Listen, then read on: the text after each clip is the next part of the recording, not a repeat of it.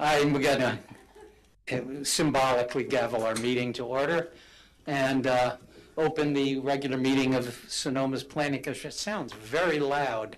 Yeah. Can you turn this down? I can do it. Okay, keep going. Okay, that's better. Thank you. We will, I call the meeting to order, and we will start with our roll call, please. Youth Member Miller. Here. Commissioner Barbos. Here. Commissioner Nugent.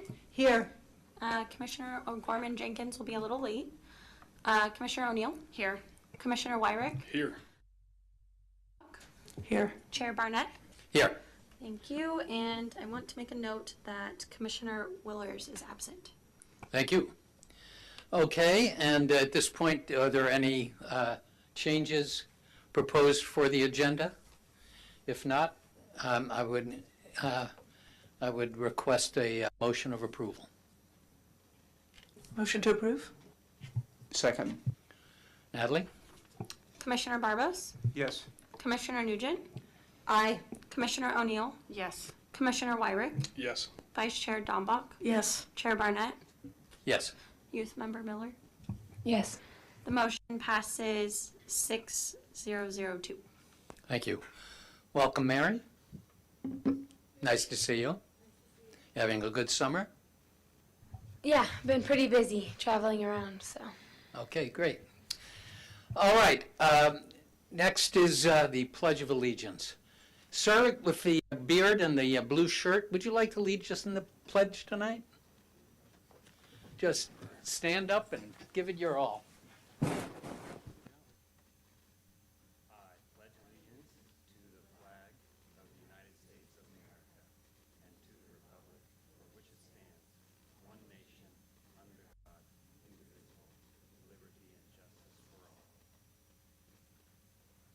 Thank you, sir. We start our meetings with comments from the public on items that are not on the agenda. You will have an opportunity, as all members of the public do, to comment on agenda items when we take them up.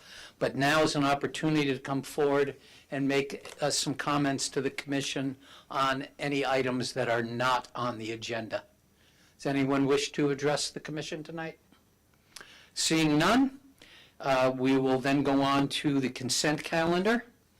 Consent calendar basically tonight just consists of our draft Planning Commission meeting minutes. Are there any comments or changes proposed by the commission members on our minutes? Seeing none, may I hear a motion to approve? So moved. Second. Thank you. Natalie, may we get a vote, please? Commissioner Barbos. Yes. Commissioner Nugent. Aye. Commissioner O'Neill. Yes. Commissioner WIRICK. Yes. Vice Chair DAMBACH. Yes. Chair Barnett. Aye. Youth Member Miller. Yes. The motion is passed 6-0-0-2. Hey, moving right along, we're now into our public hearing portion of the meeting. We basically have 3 items tonight.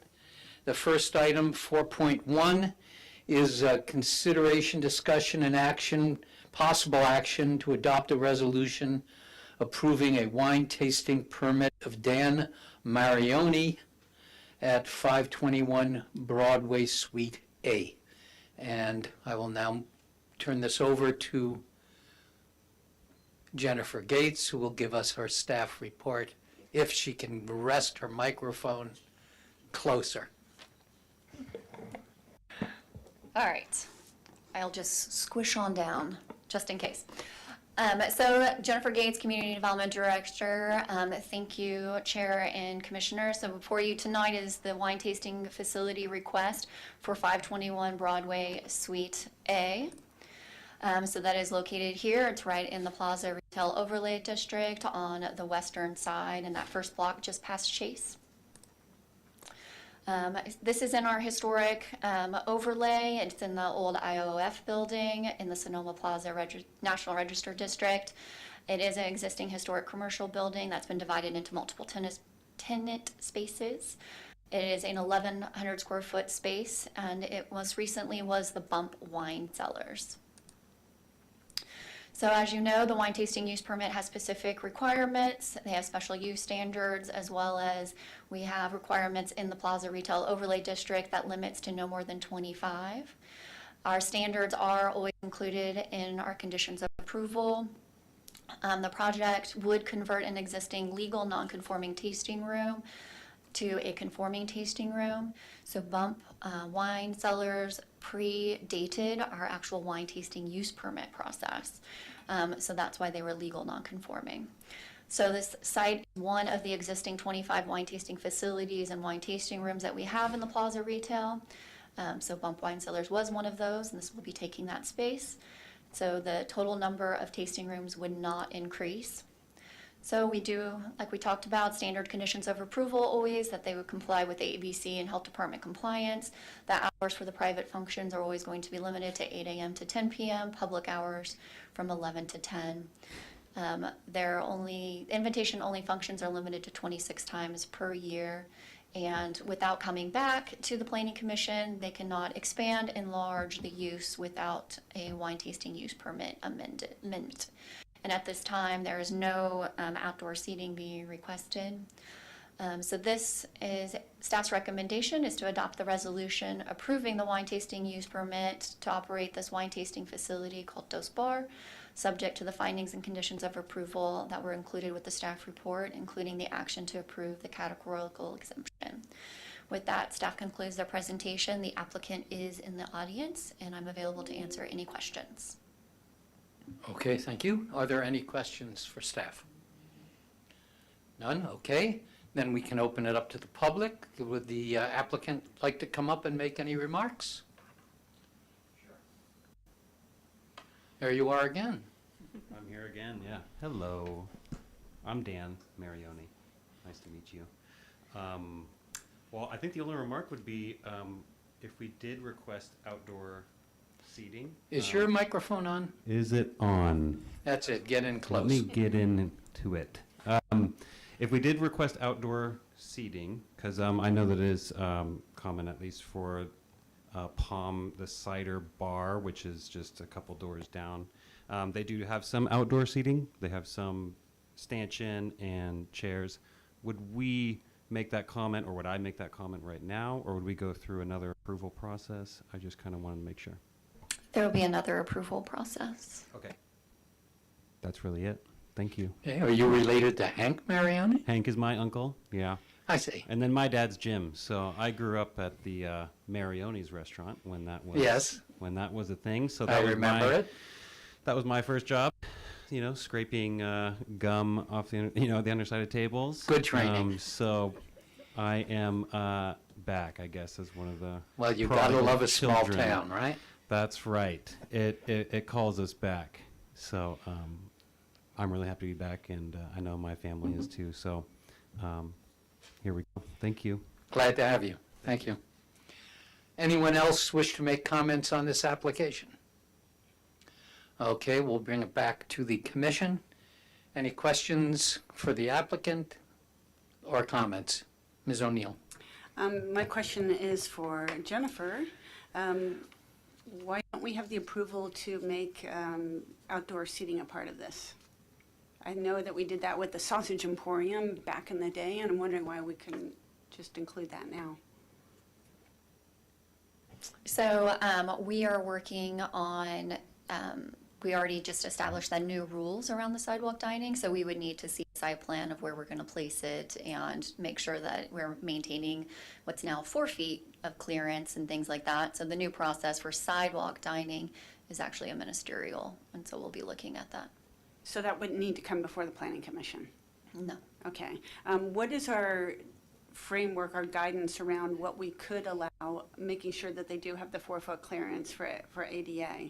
What is, I can't remember what the rules are, so if you could just remind me what they would be allowed to have? So that's what we need to identify in that space, what's available width-wise, and then work with them on how many seats that would actually be allowing.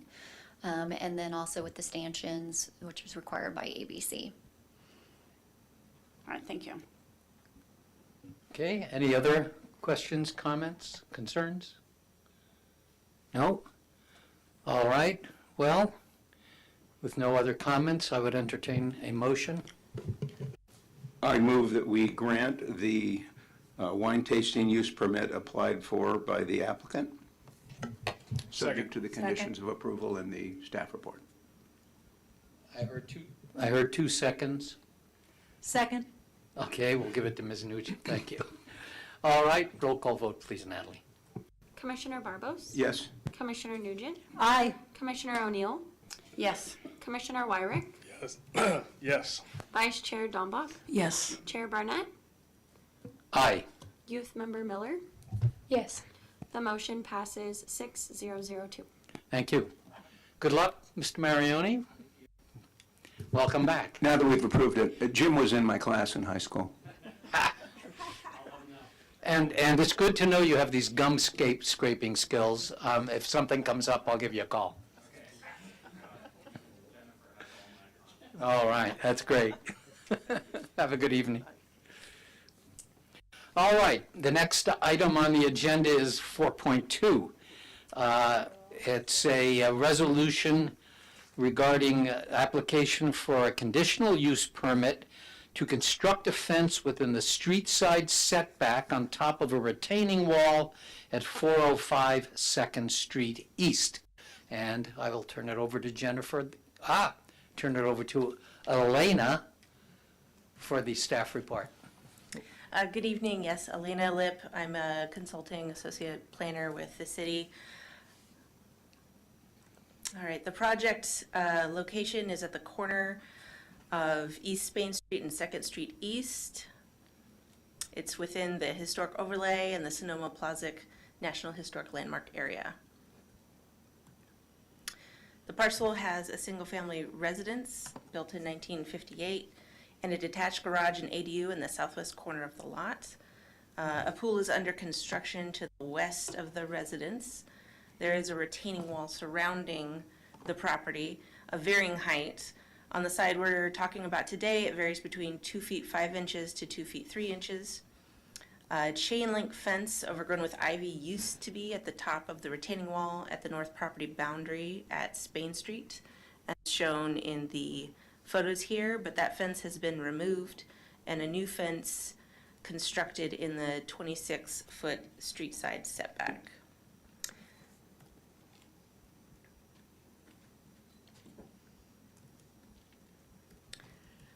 So there are certain development standards that apply to fences in the street side setback. First of all, we have to define what the street side setback is in the northeast planning area, which states that new construction is 20 feet or the same as the closest structure to the street on either side, whichever is more, and additions are limited to 20 feet. Now, as I'll show you in a minute, the existing single-family residence is set back 26 feet from the street, so we're working with a street side setback of 26 feet on this side. Development code also places certain restrictions on fence height, depending on where that fence is located. In the front and street side setbacks, the fence is limited to 3.5 feet. At the rear and interior setbacks, 7 feet, and around a pool, there's a restriction of a requirement for a 5-foot fence, and this is for safety and required by the building code. Furthermore, where a wall or fence is located in a required setback area adjacent to a retaining wall containing a fill, which this project has in compliance with 1940-110, the wall or fence shall be set back from the retaining wall a distance of 1 foot for each 1 foot in height. And I'll show you in a minute what we're dealing with and then what we recommend in order to comply with these development standards. So the new existing fence right now consists of 3 distinct sections. There's a 6-foot high solid fence with a gate extending from the house to the street. That's section 1. There's a 4-foot 8-inch fence including a wooden trellis at the top located along the top of the retaining wall along Spain Street, and that's section 2. And that section is approximately 50 feet long. And a third fence in this area is 6.5 feet high with a 1.5 foot approximate area of wire trellis at the top. from the property, between the properties at 405 2nd Street East and 175 East Spain Street. So the 8-foot fence on that section, section 3, is on top of a retaining wall of approximately 3.5 feet. All fences are stained redwood and are of different styles, as noted. And also note in there where the street side setback is. So all 3 of these fence sections specifically are within the street side setback area and are subject to that 3.5-foot height limitation. So what we're recommending is that the project be modified such that all fences within the street side setback be 5 feet high to comply with the requirement for a 5-foot fence around swimming pools. And that the fence segment 2 that is currently along the top of the retaining wall be stepped back from the top of the retaining wall by 3 feet, and that the space between the top of the retaining wall and the fence be landscaped. So to reiterate, sections 1, 2, and 3 would be 5 feet high, and section 2 would be stepped back. And the space between section 2 and the retaining wall be landscaped. So the Planning Commission has the usual findings it needs to make in relation to any use permit, but there are also additional findings in section 1946030 that allow for additional fence height to be approved if certain additional findings are made. And we have passed out an additional, an updated resolution which includes all findings. Our recommendation tonight is that if the Planning Commission determines that these findings can be met for the use permit to allow extra height for a fence in the street side setback, then approve the resolution for the conditional use permit, including action to approve a categorical exemption pursuant to section 15301 of CEQA for existing facilities, subject to the following conditions, which are detailed in the staff report. And I've previously discussed. The applicant is present in the audience for questions, and staff is available for questions. Okay, thank you, Elena. And are there any questions for staff at this point? I'm trying to remember, and I don't think any of you were here then. 1040 Berryessa Court. Were you there? Remember, we had this exact same issue, and it was the retaining wall, the side, the fence, and I want to make sure that we're consistent in our planning. So I'm trying to go. I couldn't find the notes on that one to remind me, but I remember that we made them take the fence down, or they were allowed to have a fence height of 2 feet, which we determined would be a trip hazard, so it didn't make much sense. Does anybody remember the details on that? Just because I want to make sure that we are consistent. Well, my recollection is that the site conditions were different in that there was a concern because it was a property that was on the corner of a cul-de-sac. The concern was that the sight lines for cars coming out of the cul-de-sac to perceive oncoming traffic in the main street that the cul-de-sac attached to was obstructed by the fence. And I recall that as being the, at least a primary driver of the discussion, was the issue of safety and whether or not the fence was obscuring sight lines to the adjacent street.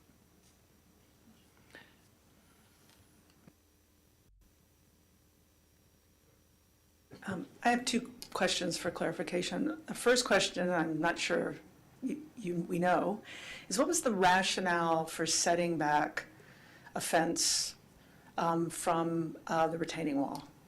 Do we understand that rationale of setting back foot per foot? Good question. And I have one other question after that.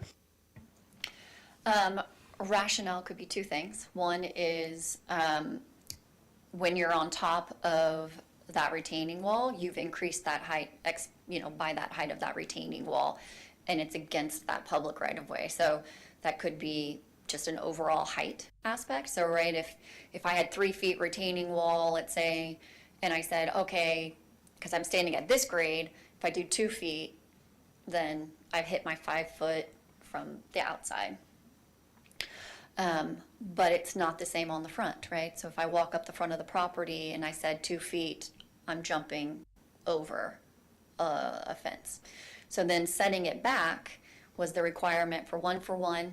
It gives you basically a differential in the, the scale of what you're going to feel from that property line, and also meet, kind of those requirements. So in the requirements under the code, it does say you have to provide landscaping as well. Staff is recommending 3 feet in the sense of, instead of at the property line, we're recommending 3 feet. It could be the 5 feet to do a 5-foot fence, but this is our way of just looking at it a little differently, and potentially doing the 3 feet. Gives you a little bit of a break from having an 8-foot, basically, wall that you walk up against. In addition, in this case, as the chair was talking about, we're not at the corner, we're far back. Otherwise, we would definitely be not recommending a 5 foot. We would definitely be recommending the lower or none at all, so that you can have that sight triangle that is needed when you hit a stop sign. So I just want to make sure that I understand the alternative. So currently, there's a fence there. And so what I'm hearing is one alternative is that fence that exists is lowered to a maximum height of 5 feet. That's the retaining wall plus a few feet, maybe 3 feet. And then there are plantings there that would then be very visible. I think they're podocarpus or something along that. So those are very high. And so if you had a total 5-foot elevation, retaining wall and fence, you would see a lot of landscaping. Hedges are also, podocarpus to me is a hedge, depending on the dense. Hedges are also restricted, just like a fence. So for those height. hedges can only be 5 feet with this recommendation as well. But I'm not hearing a safety reason for There would be a safety depending on the side. So remember, it's not just along the street edge or the sidewalk edge. We're also talking about the extension of the fence to the house. Well, that I could see where it's coming down to 5 feet, right? From the grade. So if you At had, what point? well, there's section 1, I think you're talking about. So section 1 was 5 feet above a grade.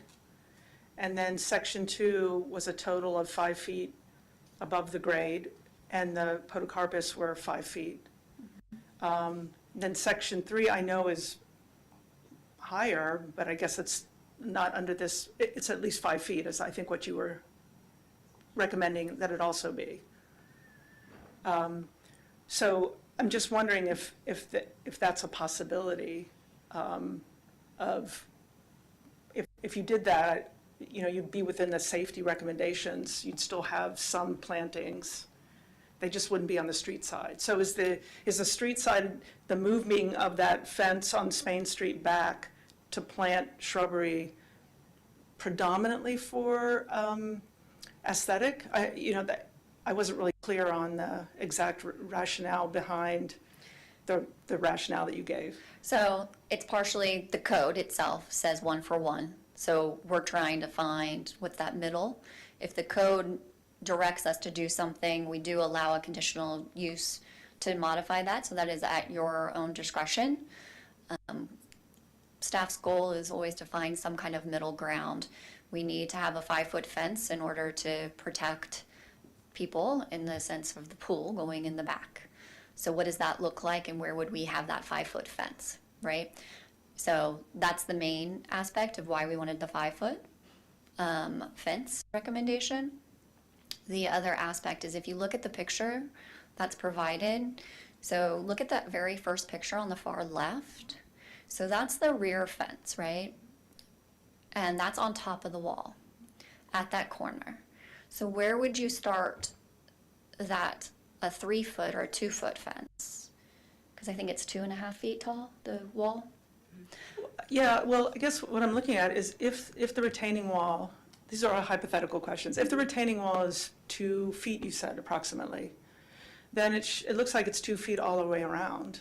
So then the fence on the side along Spain, based on your recommendation of 5 feet, and back along the property should be equal. And so that the total height since it's right on the retaining wall plus the fence, would be 5 feet. So then the other aspect, which would be part of the request, would be privacy. Well, they're not going to have privacy anyway, either way. Because even if they planted, even if you did the setback of 3 feet and planted plants away from the setback, they could only have those be 5 feet, correct? Right, I'm talking privacy if I'm standing on in the backyard and what somebody from the outside sees. That's all. That's what I'm just But saying. even if it was 5 feet going, it's still 5 feet. Whether it's 5 feet on a retaining wall or 5 feet from a grade, and it's pushed back 3 feet.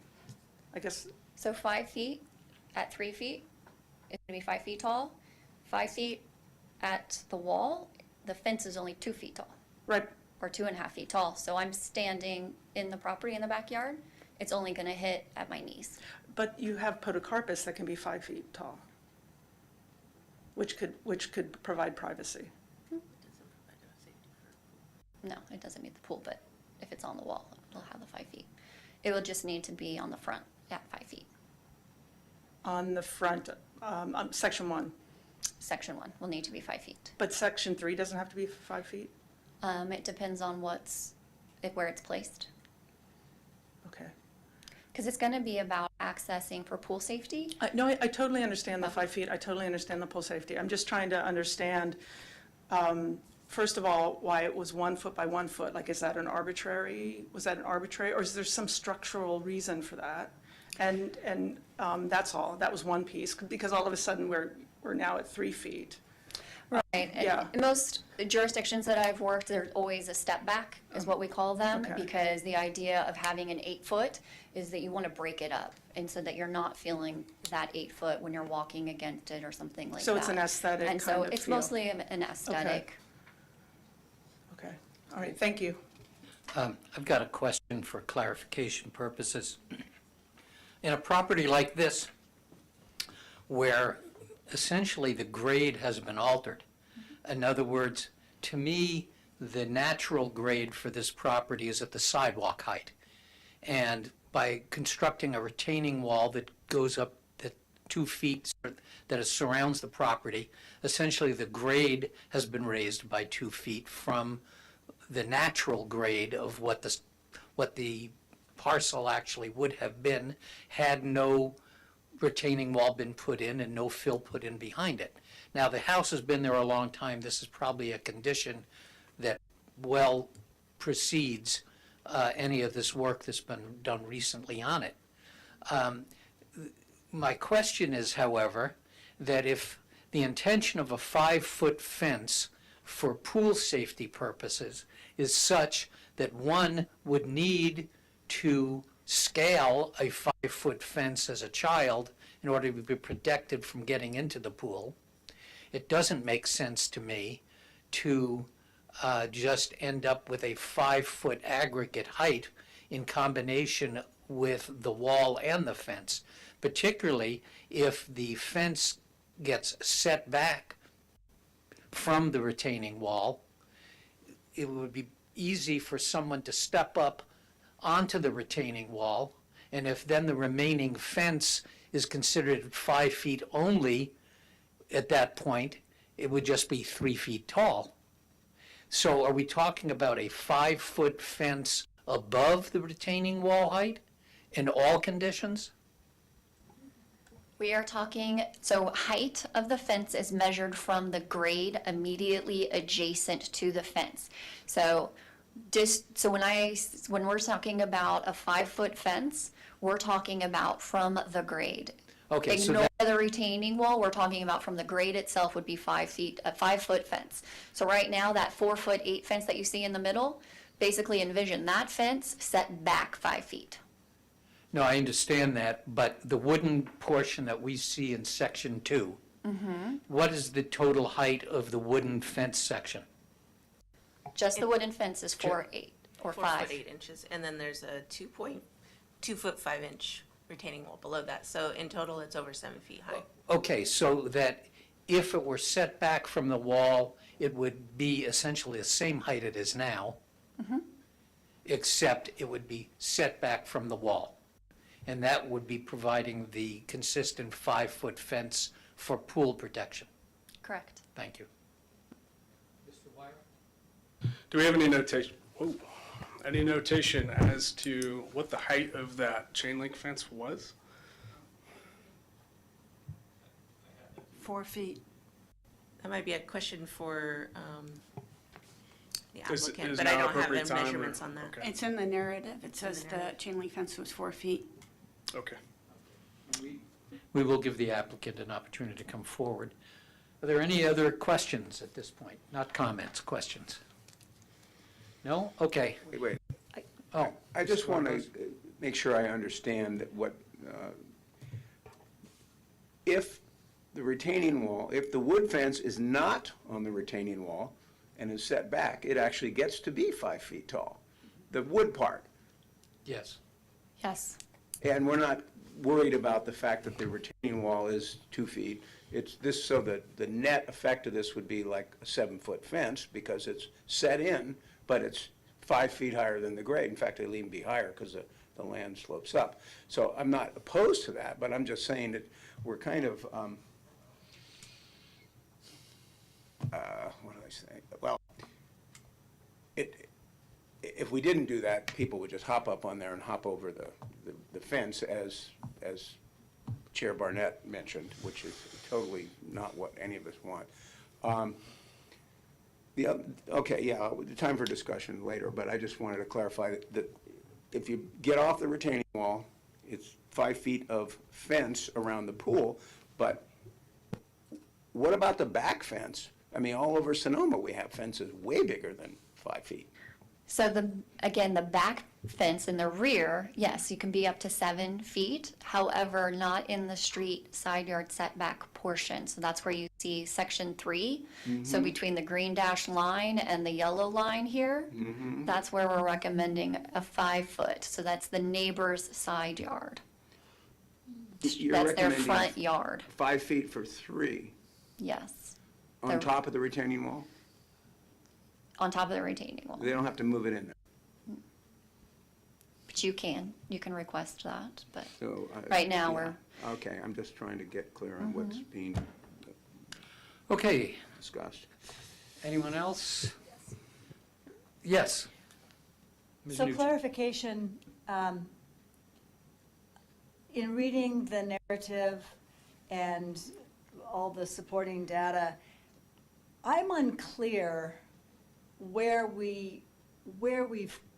did we come to this place? Because do I misunderstand that this fence was put in with approved permission to do this, and we're now coming back to really get that approval? no, we did not approve the fence. So it was done, so I'm misunderstanding then what I've read, that there was never an approval to put the fence in? That is correct. Okay, thank you. Okay, let's open it up to the public. And is the applicant here or his or her representative? Please give us your name and let us Stephen Gomez. hear your opinion, and there may be some questions for you. And I'm Marissa Moret. Oh, okay. All right. Well, a couple of things to touch on as we've discussed, still not hearing it well, is that there was some confusion in discussions our architect had with the planning department. And because we've done everything, of course, to code. I'm a real estate broker. I've been a real estate broker for 40 years. I don't like to, sell properties where there's violations and things like that. It diminishes value. And anyway, so there apparently there was some misunderstanding between his interpretation, what he was being told, and so he came to us and said, this is how this fence can be designed. This would be acceptable. And we said, oh, fine, great. We hired our fence builder and we built the fence, which took, 3 weeks. Nobody stopped and said anything, and we just said, well, fine, okay, we built the fence. And that's where there was a hiccup, because then when the pool builder came in to get his permit, they said, oh, no, you have to set the fence back. And he goes, okay, well, I didn't know that either. So this is where this misconstrued concept came from, because we wouldn't just, build a fence blatantly in violation of what was code or anything else. So just to clarify that, it's really more of a misunderstanding than anything else, is the way I'd like to put it. So, but to answer the questions about this fence, it's. Can I just add one thing? So just so we're talking about pictures 2 and 3. The first picture is existing. We haven't touched it. That's been there probably since the house was built. So, Otherwise, the fence. and it abuts mixed-use property. So that, you see some vineyard and then that brown fence. So we haven't done. We that's actually been- can't see that. Oh, sorry, the pictures. There's picture. The picture, oh, you can't see it. Can't see it. What is that Picture 1 Right. is fence 3. Yeah, So that we haven't so touched. that was pre-existing, so we didn't touch it because it's. So you're saying the rear fence Correct. Yes, that abuts the vineyard exactly. The west was side. existing? Yes. Yes. Okay. Yeah, it has been existing. So basically, so the concept of the fence was, there's a number of issues. One is, we were told, some people said, gee, that would be a bad idea to take down that ivy because, it's existing and you have almost 13 feet of height coverage. It grows usually anywhere from 18 to 2 feet out onto the sidewalk, very attractive. And they said, but don't touch it because, the city, And so as we started to use the property, we'd walk out the front door and we'd wait to see if cars would actually stop at the stop sign at 2nd and Spain. And, most of the time they rolled and a lot of times they didn't stop at all. So it was, we said, boy, this is exceedingly dangerous. And so we said, well, look, our architect had advised us and stuff. So we think, okay, let's take down this 38 feet of that fence from 2nd Street towards the plaza on Spain to open up that whole intersection. We also, of course, it was a requirement, but we made the disability. We made the disability ramp, larger. Now the sidewalk is at least 18 to 2 feet wider. So accessibility is greatly enhanced. But the important thing about the fence height. The old fence, the old chain link fence, was approximately 44 inches from the top of the 26 to 28 inch retaining wall. That has a slight grade to it along Spain Street. Of course, there were no setbacks. With the growth of the ivy, it was the whole fence was approximately 13 feet tall and ran along our total lot line of approximately 122 feet. Okay, so it ran all the way to the stop sign. You couldn't see anything. Okay, the ivy encroached over the side.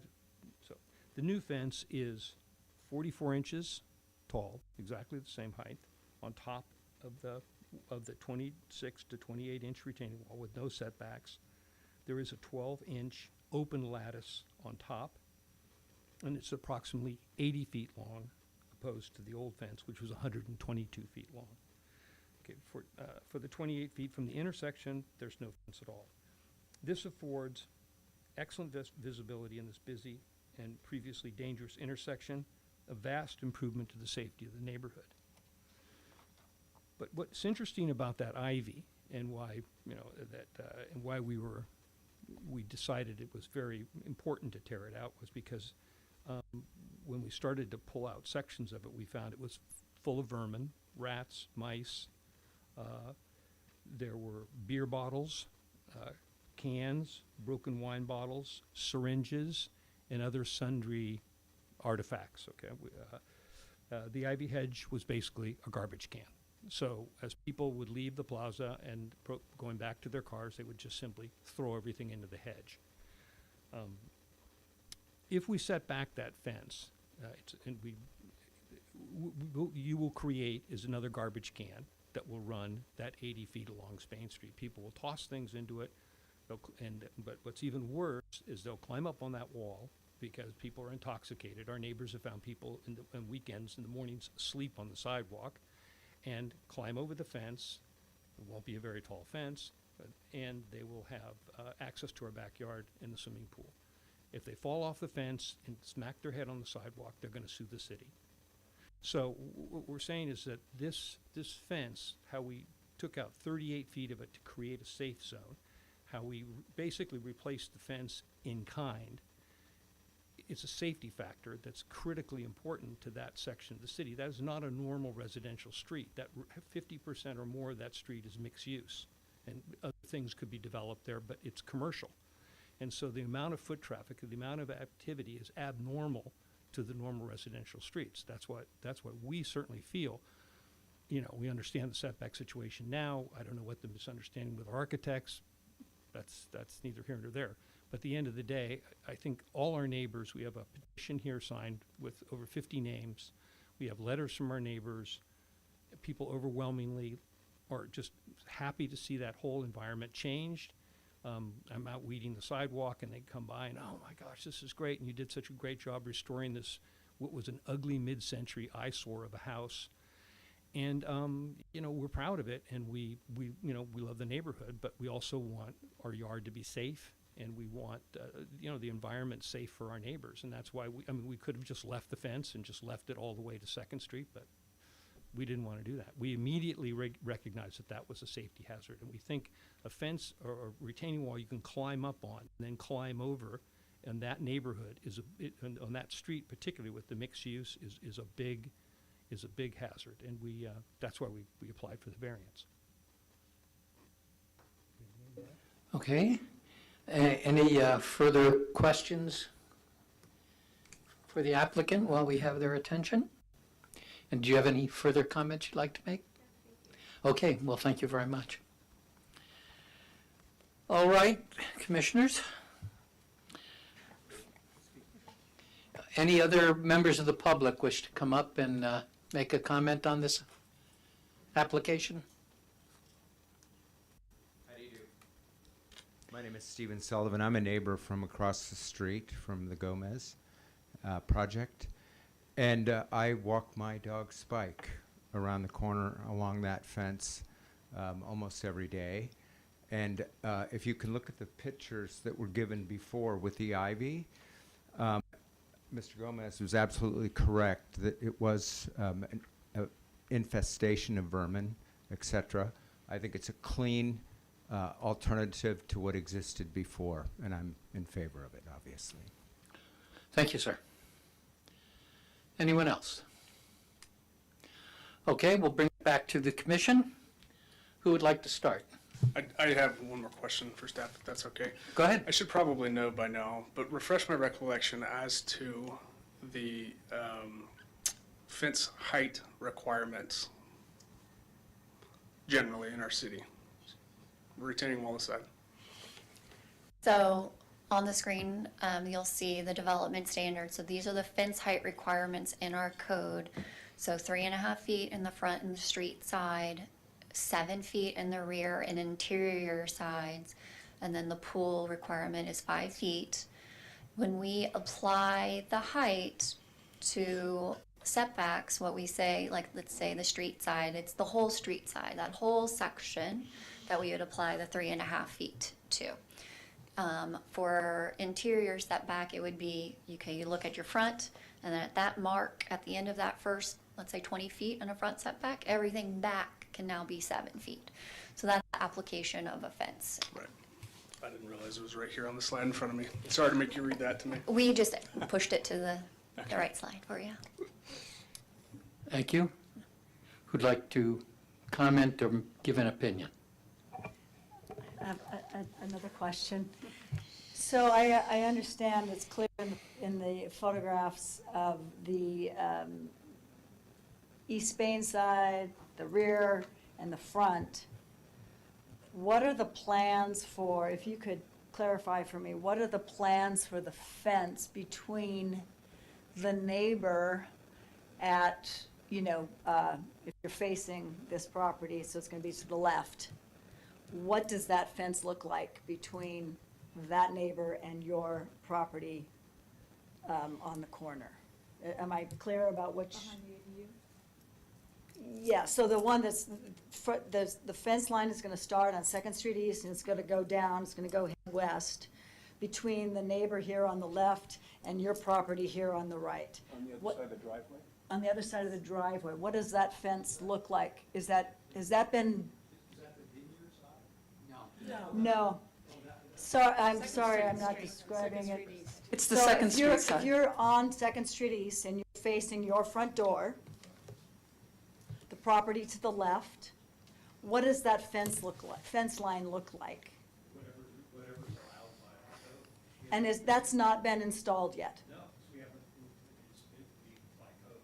Okay. We haven't built it. It's only a construction fence this time because we had issues with those neighbors trespassing on our property on a section. In order to properly get this recorded, I'm going to need you to come up to the microphone, I'm sorry, and answer the question again in the mic. Sorry, I said that fence is not, whatever the code, if that's 5 feet, it's 5 feet. If it's 5 feet with a lattice, whatever the code states, because there's no fence there, so it has to be, it's not, the fence that is on the back, that big tall fence that's 7 feet or something, that's been there since we bought the house. It's been there for decades, I assume.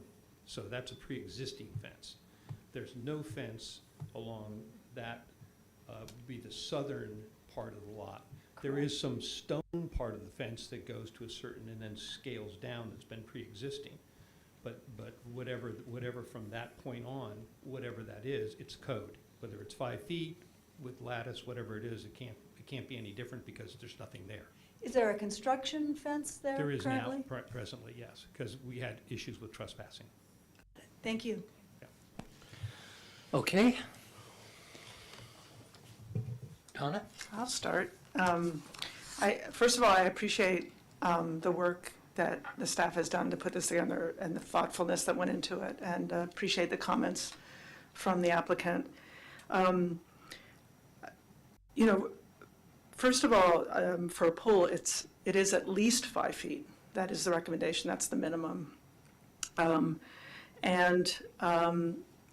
I would agree that the circumstance on this street, it gets a lot of foot traffic. I have seen the garbage in the previous situation and even along the street now. And considering the potential for someone to potentially step on that wall and then jump over the fence, I'm inclined to actually allow them to keep what they have right now.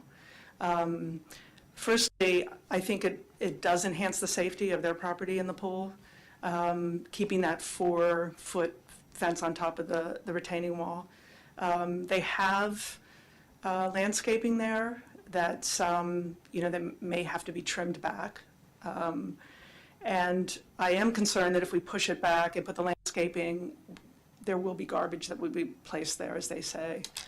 With regard to the back, the property, section 3, again, since it was there prior to them moving in the situation that we have in this image on the left is already existent.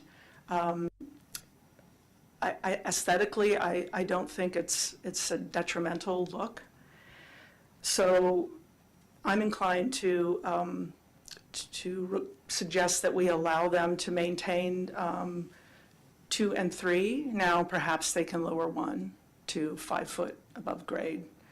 But I think that from the image I see on the far right, it looks like section 1 is higher than the rest of the fence along the walkway for 2. So that's the comment that I have. Okay. Thank you. Who'd like to go next? Wayne? Oh, Larry. Well, what can I say? The apple doesn't fall far from the tree. Thanks, Larry. I have my own thoughts. It was said with affection. So we know that with the conditional use permit, the grant of a conditional use permit, we can allow additional height on this fence here. And there are some findings that we need to make in order to grant that conditional use permit. Those findings are that the fence be of compatible design and appearance with the site, which I think this fence that's been constructed and is currently in existence is very aesthetically pleasing and compatible from a design perspective. The fence needs to be proportionately sized and oriented to the surrounds and not overwhelming. I mean, it's far less overwhelming than what used to exist there. And then it not present any safety hazards. And to that point, I think that by setting the fence back, you actually could present a safety hazard that doesn't exist by giving somebody a step up and a boost, in essence, to be able to get over that fence easier. So I wouldn't want to deny somebody the ability to preserve what in existence is a better safety barrier between the pool. I'm inclined to approve the project as proposed here. As it exists, excuse me. Thank you. Next, please. Okay, I need some clarification from staff, please. If you put that fence regulations back up. Okay.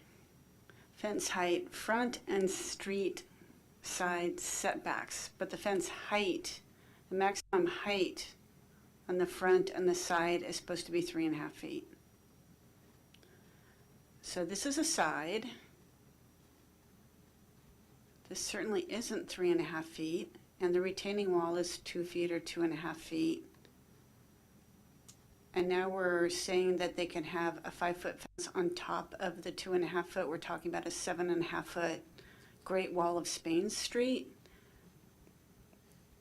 That makes me uncomfortable. I actually think it's a pretty fence, but I think it creates a tunnel on Spain Street. I don't think it's fitting with the historic overlay district.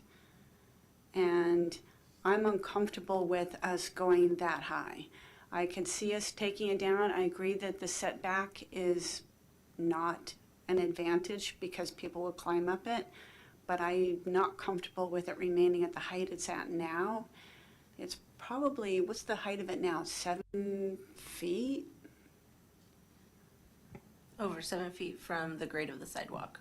So, and we need 5 feet for the pool. So I would be of the inclination to at least take it down to that 5 foot maximum, that 5 foot height, because that's still giving them a variance over what's allowed on the side setback. I understand it's for a pool. I don't know that we would have necessarily needed to change the whole neighborhood to allow a pool in a backyard. But the pool's going in, the pool's there. Let's have the safety, but I'd like to see the maximum height flush as it is, but no higher than 5 feet. Okay, thank you. We've got some opinion that it stay as it has been constructed. We have an opinion that it be lowered. And who else has an opinion? Mr. Barbos.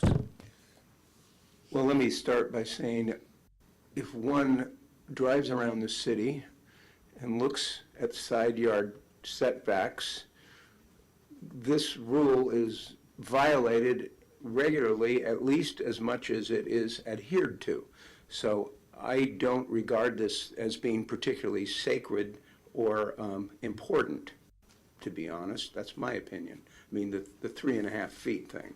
I mean, there are houses on corner lots have this problem. If we make the house on their side yard fence 3.5 feet all around the city, it's going to be way out of character with what exists now. That's my initial response to this.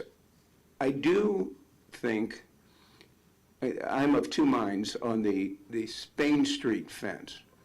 One, moving it back in a little bit, stepping it back from the retaining wall would be aesthetically much more attractive. It would also improve the sight line to the intersection because the fence is moved in. the garbage thing, I'm not that concerned about, because anybody that lives on that street has the same issue. Either side of the street, they're not going to single out your house for throwing garbage in the yard. So I'm less inclined to be worried about the garbage issue. Aesthetically and from a traffic safety point of view, I could see moving it in. I'm not in favor of lowering it at all, because you have the pool back there. And in my earlier comments about side yards fences. So I'm in favor of reaching a solution here that steps the fence back along Spain Street a little bit. You can plant it, it'd be quite attractive. And keeping the height, the additional height of the fence pretty much the way it is. I understand, and I'm open to my other commissioners' comments, we may even want to raise it, because people are going to hop up on there and then use that as a launch to get to the next place, which would be your backyard. So, I mean, I think that there's an argument that can be made that it should be stepped in but moved up.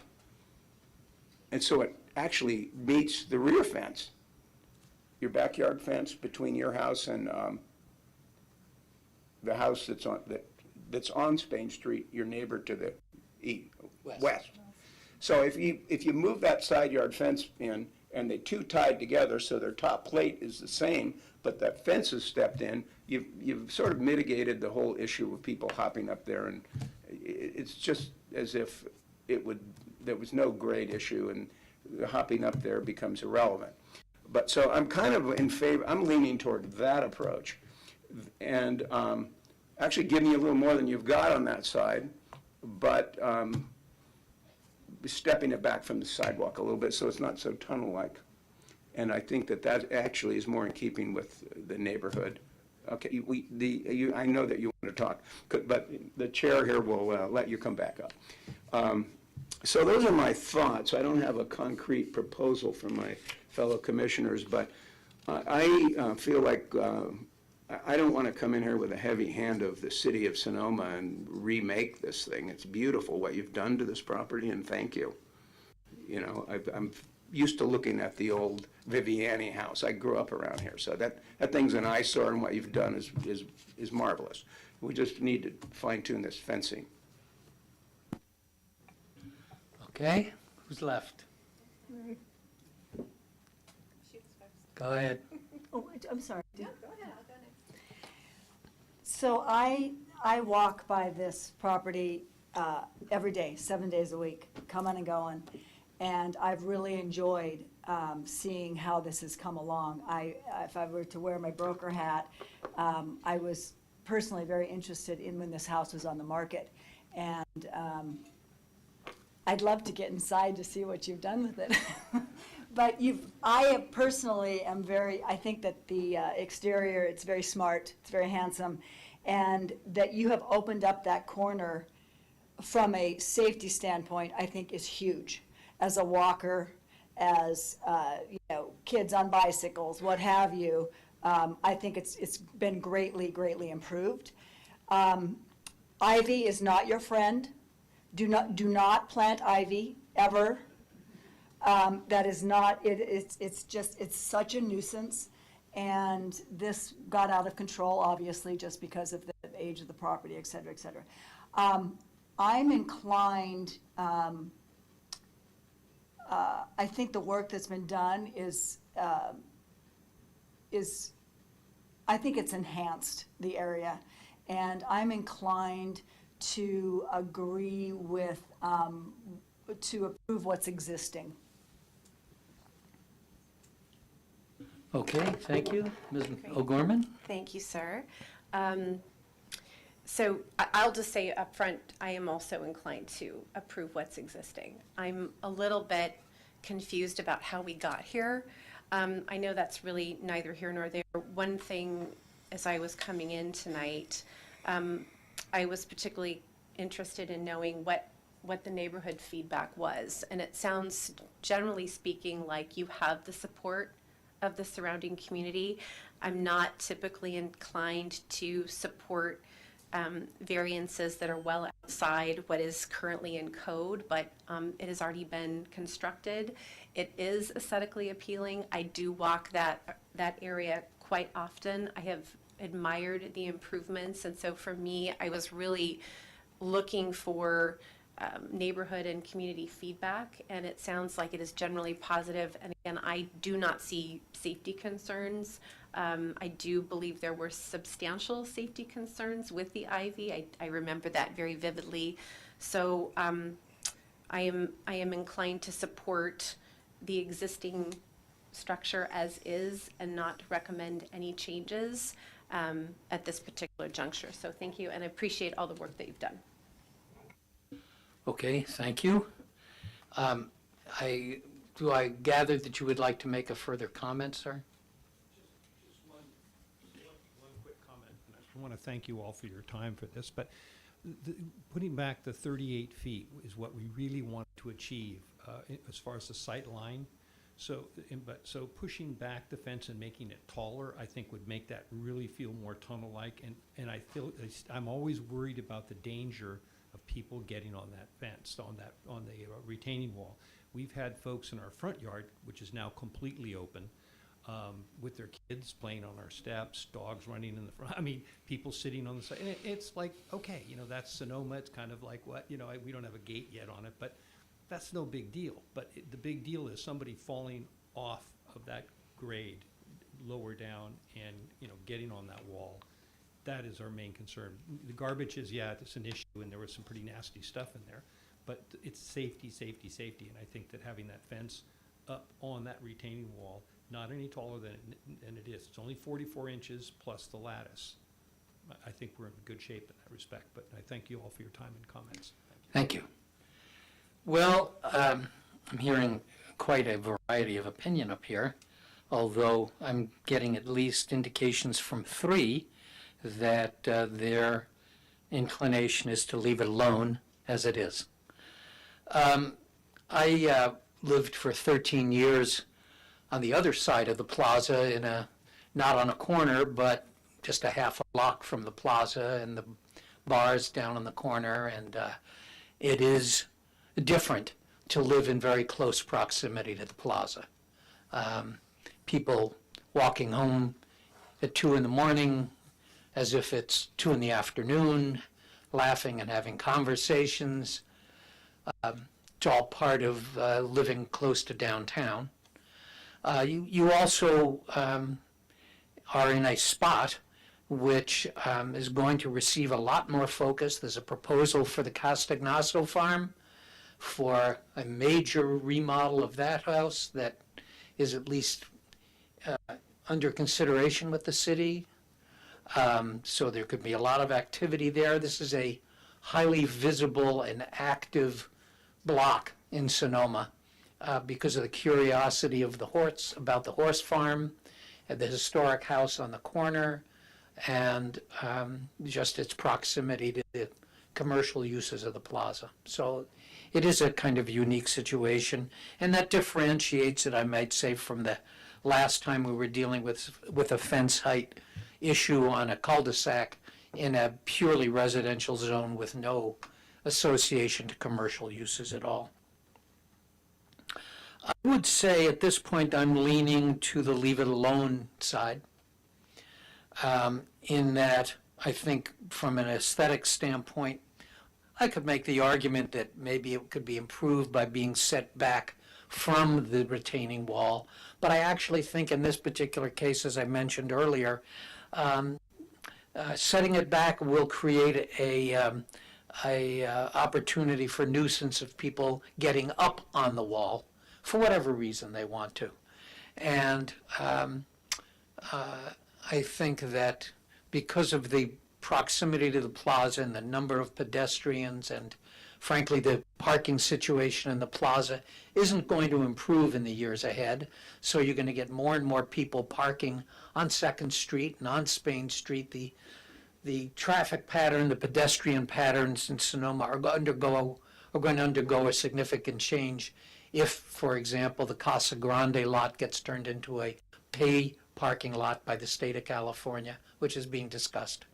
and all of a sudden the free parking disappears, and that's just going to push more cars away from the plaza into the neighborhood. So I think the pool proximity dictates the fence height. It has to be 5 feet. There's no wiggle room about that. That's the state construction code, if I understand it correctly. So in theory, as Mr. Barbos notes, it could be higher, but I think that would just increase even more the sense of, I don't want to call it impingement, but increasing the height of the fence along that retaining wall would, to me, start to feel excessive, even though 7 feet would be a standard and is the standard for the property that's to the west and the back of the property. I think it's unfortunate that, for whatever the reason is, architects and fence builders and landscape companies are not as well informed as to what our current codes are as they should be. I'm not really sure what to do about that. It isn't like the architects and contractors have to come into the city of Sonoma and pass a test on compliance and understanding the development code before they do their work. Moreover, the development code is not cast in concrete. It does change over time, and as does our staff change over time, and one can never be entirely certain as to whether everybody is well informed as they might be. I think, for lack of any other description, that's just our human condition. We're not perfect, and we tend to incorporate imperfection in what we do, which maybe is good. So I'm inclined to agree with the leave it alone side at this point, but I'm not going to make a motion. And if anyone on the commission would like to make a motion based on the different opinions that have been given, move it back, raise it, lower it, and leave it alone, I welcome a motion at this time.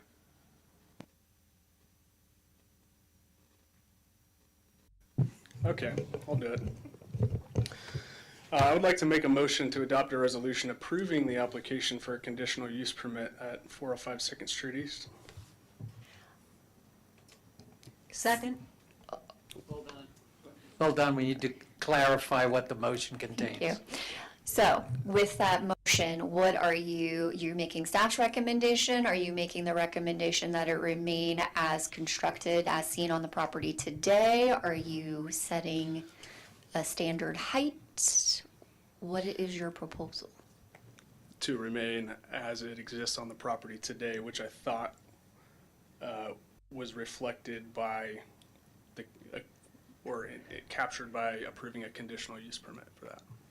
So staff's recommendation was to do a conditional use permit with those following, with the conditions that we had provided, and our resolution and conditions of approval state such. And so with your motion, we just need to clarify that we'll be, that you are making the findings for it being in place as it is, because I'll need to make changes to a couple of places in the resolution itself, and then also remove the conditions of approval section that talk about the height of the fence and the setback. So your motion is specifically to the site to remain the same with the fences. Correct. Thank you. Thank you. And if we get a second, I have a question for you, Jennifer. Is there a second? Second? Okay, we have a motion and a second. Before we go to a vote, a little discussion. Does this mean if you're going to have to modify the resolution, we're going to bring it back to a subsequent meeting? I do not need to bring it back. There's just one word change that I can call to your attention right now. Okay. And that is on the sheet that you have in front of you on page, there's no pages. On the second physical page, on the front, there's a section number 2. The proposed use is allowed with? So it's Number 2 here, it says the height, orientation, location of the fence is in the proper relation to the physical characteristics of the site and surrounding properties.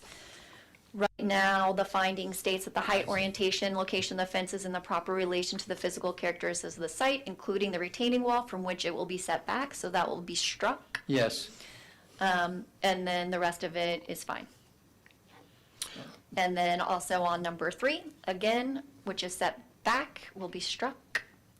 And we'll need to, I'm assuming that you're still making the finding for number 3, where it says the fence will be planned architectural feature and would not dominate the site or overwhelm surrounding property, structures, or passerbys. And so we're just restating that same finding. It's just that it will not be set back from the top of the retaining wall. Okay. I'd make a friendly amendment to my motion to include, as enumerated by Director Gates, those changes. Okay. If it's acceptable to the second? Second. Okay. All right. Is there any further discussion? If not, we'll have a vote. Oh, hold on. I know I'm going to not going to stop the motion here, but I think we're setting a dangerous precedent when we allow things to be built without following the code and then we just approve them. Thank you. All right. Natalie, roll call, please. Commissioner Barbos? Yes. Commissioner Nugent? Aye. Commissioner O'Gorman Jenkins? Aye. Commissioner O'Neill? No. Commissioner Commissioner Wyrick? Yes. Vice Chair DAMBACH? Yes. And Chair Barnett? Aye. The motion, Youth Member Miller. Yes. The motion passes 6-1-0-1. Okay, thank you. All right, anyone want a break?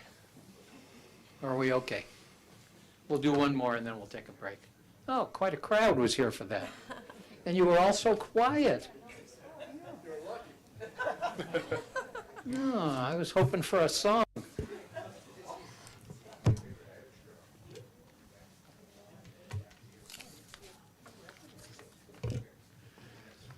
All right, let's move on to item 4.3.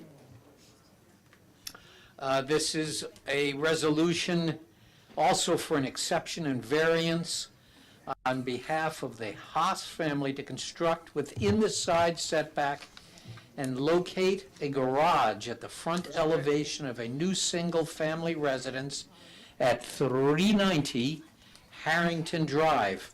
Now, most of Harrington Drive, as the commission knows, is actually outside of the city limits, but don't let the address fool you. This one actually is inside the city limits. I believe it's on the northern end of the Harrington estate. So with that, I will turn it over. Are you going to do this one, Elena, also? Yes, I am. Okay. Okay, so the project is located in the southwest area of the city on the north side of Harrington Drive between 5th Street and Manor Drive. The parcel is currently an empty, undeveloped lot. It is low-density residential in the general plan and has a zoning designation of rural residential. It's approximately 0.35 acres and has about 100 feet frontage on Harrington Drive. Now, the Haas family are planning to construct a new family residence with 2 bedrooms and an attached garage on the parcel, in addition to a detached ADU and pool, which are not included in the discussion for this evening. New construction within zoning standards does not trigger design review. However, there are 2 aspects of the project that do not conform with zoning standards, which are the side setback on the east, where an exception for reduction of the 15-foot rural residential setback is requested. The applicants request a 10-foot and 6-inch setback, which is less than the 30% of variance from a standard that allows an exception. Another aspect of the project design that requires a hearing is a variance from the standard that requires that garages in rural residential be located 20 feet behind the primary residential structure. In this design, the garage is located at the same depth in the lot as the front of the house, which is 35 feet from the front facing Harrington Drive. So all other aspects of the project are compliant with the development code. These are elevations of the structure as seen from Harrington Drive on the top and from the neighboring property at 380 Harrington, which would be to the right as you're looking at the property from Harrington. So this would be the rear of the residence as you're looking at it from the neighbor's property. And Planning Commission may approve the request for the exception based on the findings that are provided in the attached resolution if it is determined that the requests are consistent with the general plan, that the exception is justified or promotes creativity, and that granting the exception will not be detrimental to the public health, safety, or welfare in the vicinity or same zoning district. For the variance, the Planning Commission may approve the request for the variance based on the findings that are provided in the attached resolution if it's determined that the requests are consistent with the general plan. There are special circumstances applicable to the property, that granting the variance is necessary for the preservation and enjoyment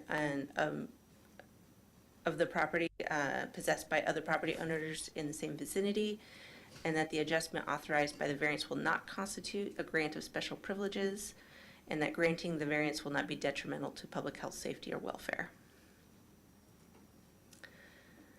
So staff is recommending that if Planning Commission determines that the findings can be met for the exception to the side yard and the variance for the garage setback, then staff recommends adopting a resolution approving the exception and variance subject to findings and conditions of approval, including action to approve a categorical exemption pursuant to Section 15303 of the State CEQA Guidelines for new construction.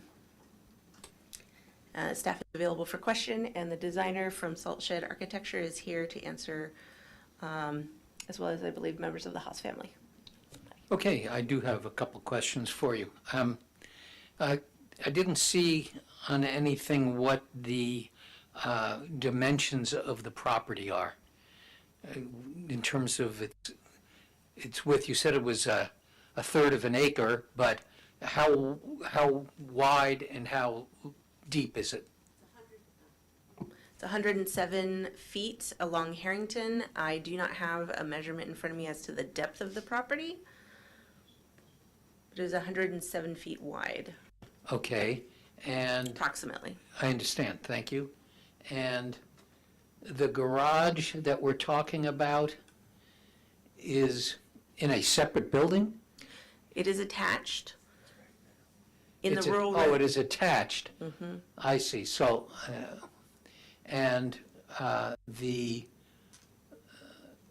okay, and repeat for me what the issue is that this has triggered the request for a variance. In the rural residential zone district, there is a requirement for garages to be set 20 feet back from the front of the primary structure on the property. I So see. that would place, articulate that front of that building and require that garage to be stepped back by 20 feet. The entire front of the building is 35 feet from the front of Harrington. So it is in excess of the minimum front setback for rural residential, which is 20 feet.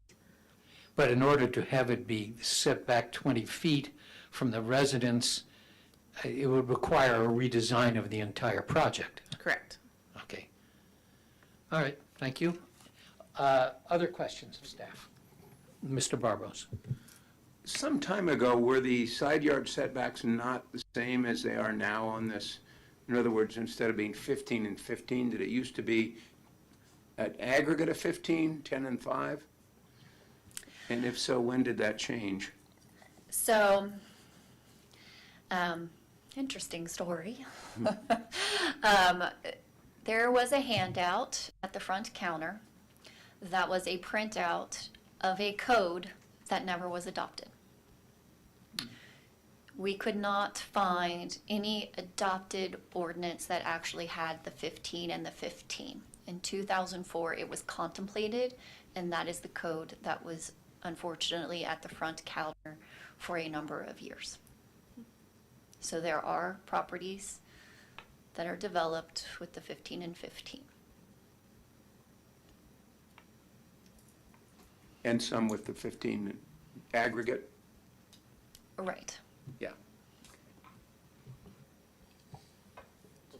We require 15 and 15 on each side, but that was a 15-foot aggregate was what was actually in the 2004 recommended code that was never adopted, which is consistent with RL.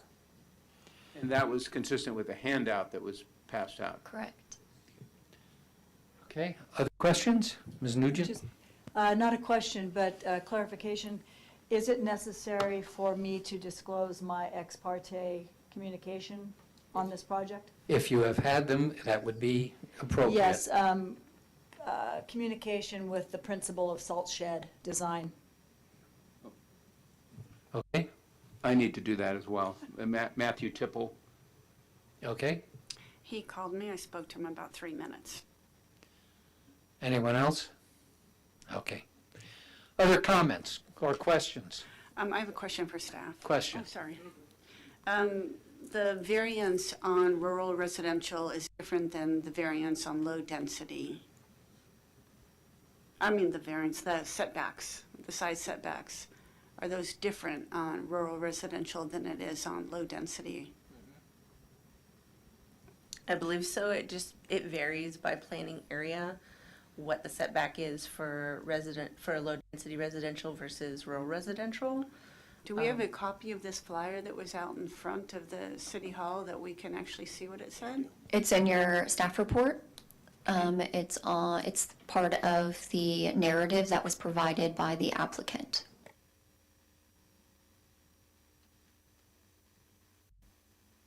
Who else? Yes, Donna. I have a question actually for the applicant, so should I wait? Yes. Anyone else with questions for staff? Just a quick question. Many of the contiguous parcels also have non-conforming structures, right? Or non-conforming to the rural residential setbacks? Correct. There's an exhibition provided by the applicant showing surrounding properties that are developed with non-conforming setbacks Okay, and non-conforming garage locations. Thank you. And in fact, I think it's the majority, right, of parcels on that street that are existing non-conforming. I didn't do the math, but Okay. probably yes. Okay. That's great. Thank you. All right. If no other questions, I will let the applicants come up and make a comment or answer questions.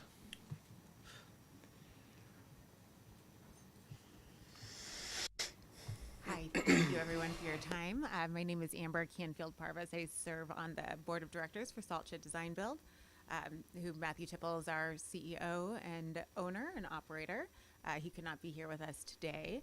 I'm representing Jeff and Susie Haas in the development of their new home on Harrington Drive. We are requesting these variances and exceptions to maximize the space of the lot. We did place the garage at a 35-foot setback to respect the rurality of the neighborhood, noting that all of our direct neighbors are in full support of the current design. And thank you for your time.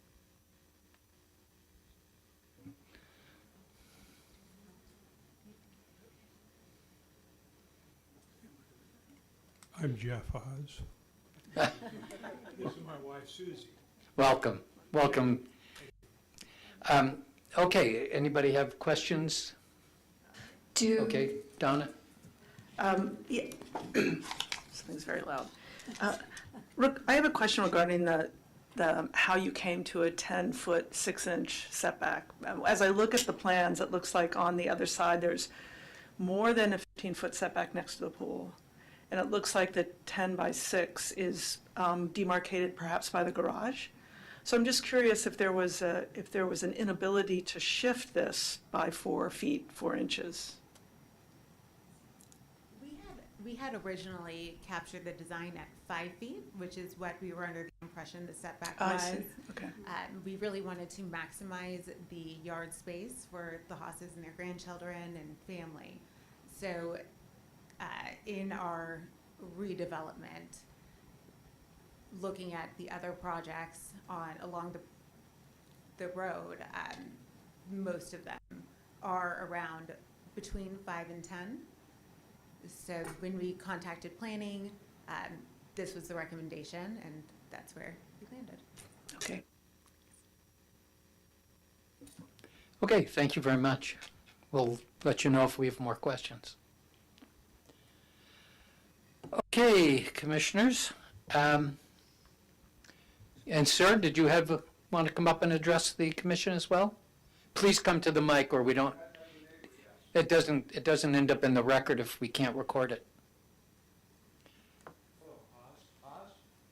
Chris Beekman. My name's Chris Beekman. What do you need to know from me? I'm a Just your name? My name's Chris Beekman. Thank you, sir. I live close by, and the reason I'm here is I don't think this property is tagged correctly on Harrington or posted. And one of the reasons I'm here is because I did not answer a card to come see you folks on a previous project. And that previous project was at 470 Harrington. And what I'm concerned about on this proposal is the setbacks, and more importantly, the height of the building. And I don't know how tall you guys are going. Is it 35 feet? So the height of the building is 12? That's great. I'm glad to hear the chuckles because do you own the property next door?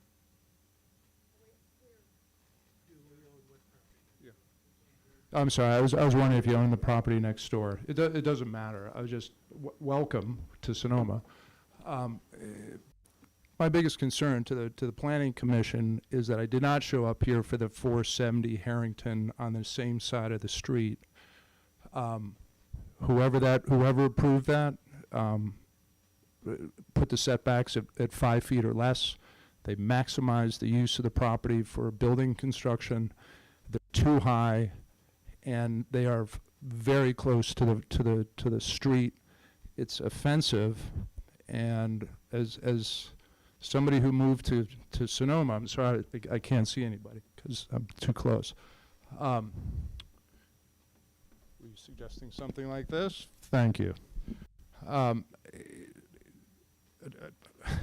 Moved to Sonoma because there are ridges creating a valley, both the Moon Valley and Sonoma Valley. And as we see people pushing the heights of buildings, that is disappearing, especially on the corner of 5th and MacArthur. And so that Harrington block is very special because it's dark, and it's a great gateway in from the west side of Sonoma. And I'm very excited to hear that this is only a very low dwelling, okay? You should be commended. You should be commended. That's really all I have to say. I would like to see the setbacks in because it's northbound, and that 470 unit on Harrington has blocked the ridge, and I'm 3 doors down from that property. So this is a message these are the concerns of local people, and if you're designing houses, I appreciate you keeping it low and slow. That's really all I have to say. It's I think it's important. You guys do very important work. Concerned citizen, but I'm a contributor, and so I'm not here complaining. I just want to make sure that these setbacks are doing. If you're not following them, you're destroying the ridges of the mountains that we all live here with. Okay, So, thank you, sir. Could I just respond briefly to that? Sure. We have, over the past several weeks, months, spoken to our neighbors, and this fella here, I haven't heard from from him until right now. Our neighbors on both sides and across the street are supportive of what we're doing. They like what we're doing. I don't know anything about 470. We moved here 5 years ago. This is our forever house, and these are the dimensions that we're proposing. And I really want to thank you all for your time. Okay, thank you, sir. Okay, unless there's more public comment, and I don't see anyone, we'll bring it back to the commission for discussion and possible action. Who would like to start? My question for staff is, I see these two emails in here from Matthew Tipple, and they're basically replies from the neighbors, but I don't see the original emails. Do we have any verification of the opinion of these neighbors? No, we do not. Those were the emails that were provided to us. I did respond to the first one and requested that the actual individuals send us emails. But those are what I have received, which always would be part of the record. But yes, you're correct. I do not have the original. It sounded like they were conversations, and he was documenting those conversations via email. Yeah, and if I wasn't such a suspicious person, I would accept that, but the nature of the world, I always just want to double check on information. All right, thank you. And I also want to clarify, so doing more research right here at the dais. So looking back at what that handout, if you look at that handout, look at RL. So this is actually RL. This is one of those areas where the maps are unclear and we're having a hard time between RL and RR. RL is the north side of Harrington in most maps. And so looking at RL, when we're talking about 470, again, this whole area is not in the historic overlay, so therefore you can, as long as you conform to the code, you can build with just a building permit. You don't need to come to Planning Commission. The code that was provided for that was the one that is in part of that discussion in the narrative about what the handout was. So in RL, when you look at that handout, it specifically says a 15-foot combined 5-foot minimum. In the actual code, RL and RR both say 15 feet on each side. It's not a combined. And so that's where the applicant was under the impression that they could have 5 feet. So the original proposal was 5 in a building permit that we then said, sorry, we need you to adjust. And so part of that was the exception for a 10.6 instead of a 5-foot variance. And that's where we landed tonight for that. The garage is part of that design, and so that's why the request for the garage is an actual variance, is because they find it to be integral to their design. Okay, thank you. Who'd like to go next? Mr. Barbos. I'm inclined to give them both the exception and the variance, particularly in light of the handout that was given and on which the plans were originally drafted, and moving it back 10 foot 5, or whatever it is, instead of 15 is fine with me. And then the garage being in the same plane as the main building, again, that's there's many examples of that. And I think on this very street, most of the houses have that same design, so I don't have any issues with that as well. So I'm inclined to give them both of those things they're asking for. Okay, who's next? Yes, Donna? I drove the block, and I can confirm that a precedent has already been set with respect to where the garages are located. On the side that is requesting the 10-foot 6-inch exception, I wasn't certain what that structure was next to it, that long structure, so it turns out it's another garage. So based on the circumstances of the incorrect information, working with the staff, and the precedents that were set, and the fact that what's on the other side of that smaller setback is a garage, I'm also inclined to approve what has been put forward by staff. Okay, thank you. Yeah, I would join in the comments of my fellow commissioners up here, and would be inclined to support the variance and exception. Okay, thank you. Who else? I ditto my fellow commissioners. Okay, Okay, can we take a motion? well, unless there are additional questions or comments. I haven't said anything yet. I knew there was something missing. There's something that's not over until, Well, let me say to cut the suspense here, if there is any, I also agree with the approval that's been suggested. But I want to touch on this subject of precedence. I think it is notable to recognize historical patterns. However, you can basically lean on any historical event and call it a precedent. And I think it's I place precedents much lower down on my decision tree than I do anything else, because both the codes that were in place in Sonoma years ago have changed, the development patterns have changed, the ideas and implementation of design ideas by the design community over the years have changed, tastes have changed, and by simply relying on precedents, we're basically saying that, well, if it was done like this once or twice before, why wouldn't we allow it again?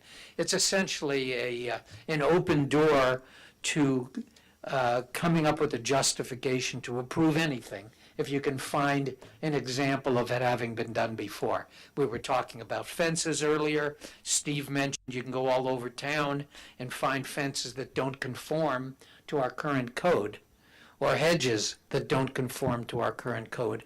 But I don't think in general it's a good idea to rely on that as a justification for approvals or denials. It's kind of a dangerous door to walk through. That said, I agree with the comments that I don't see anything here egregious, and the fact that the city was handing out incorrect information kind of lets us share the blame, and therefore, it'd be kind of inappropriate to hold the line on our current standard after distributing the incorrect information. So with that, yes, I would entertain a motion.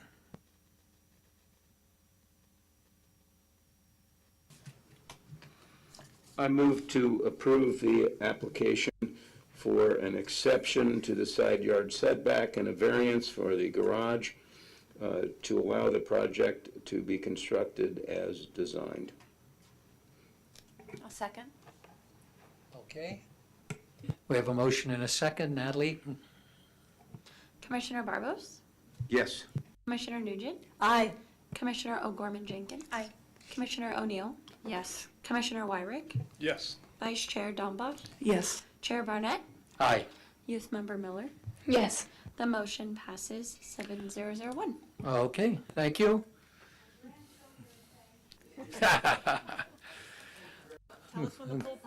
Good luck with your project, and add 25% to the price, because there's no way anything comes in the way it's bid. Okay. All right, I'm going to call for a 5-minute recess.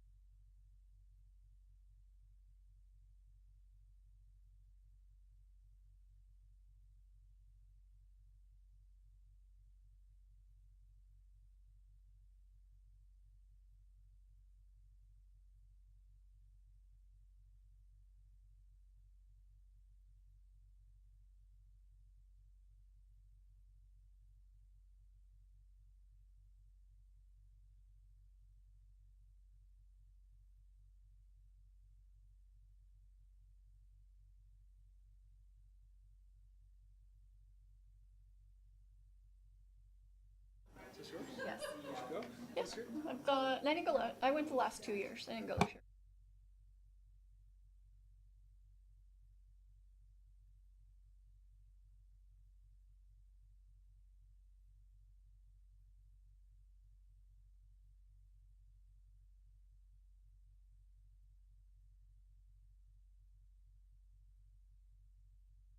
Why is he not hearing us? I don't know. We should, because I heard one. Do you remember back in the day when there was a World Series winning?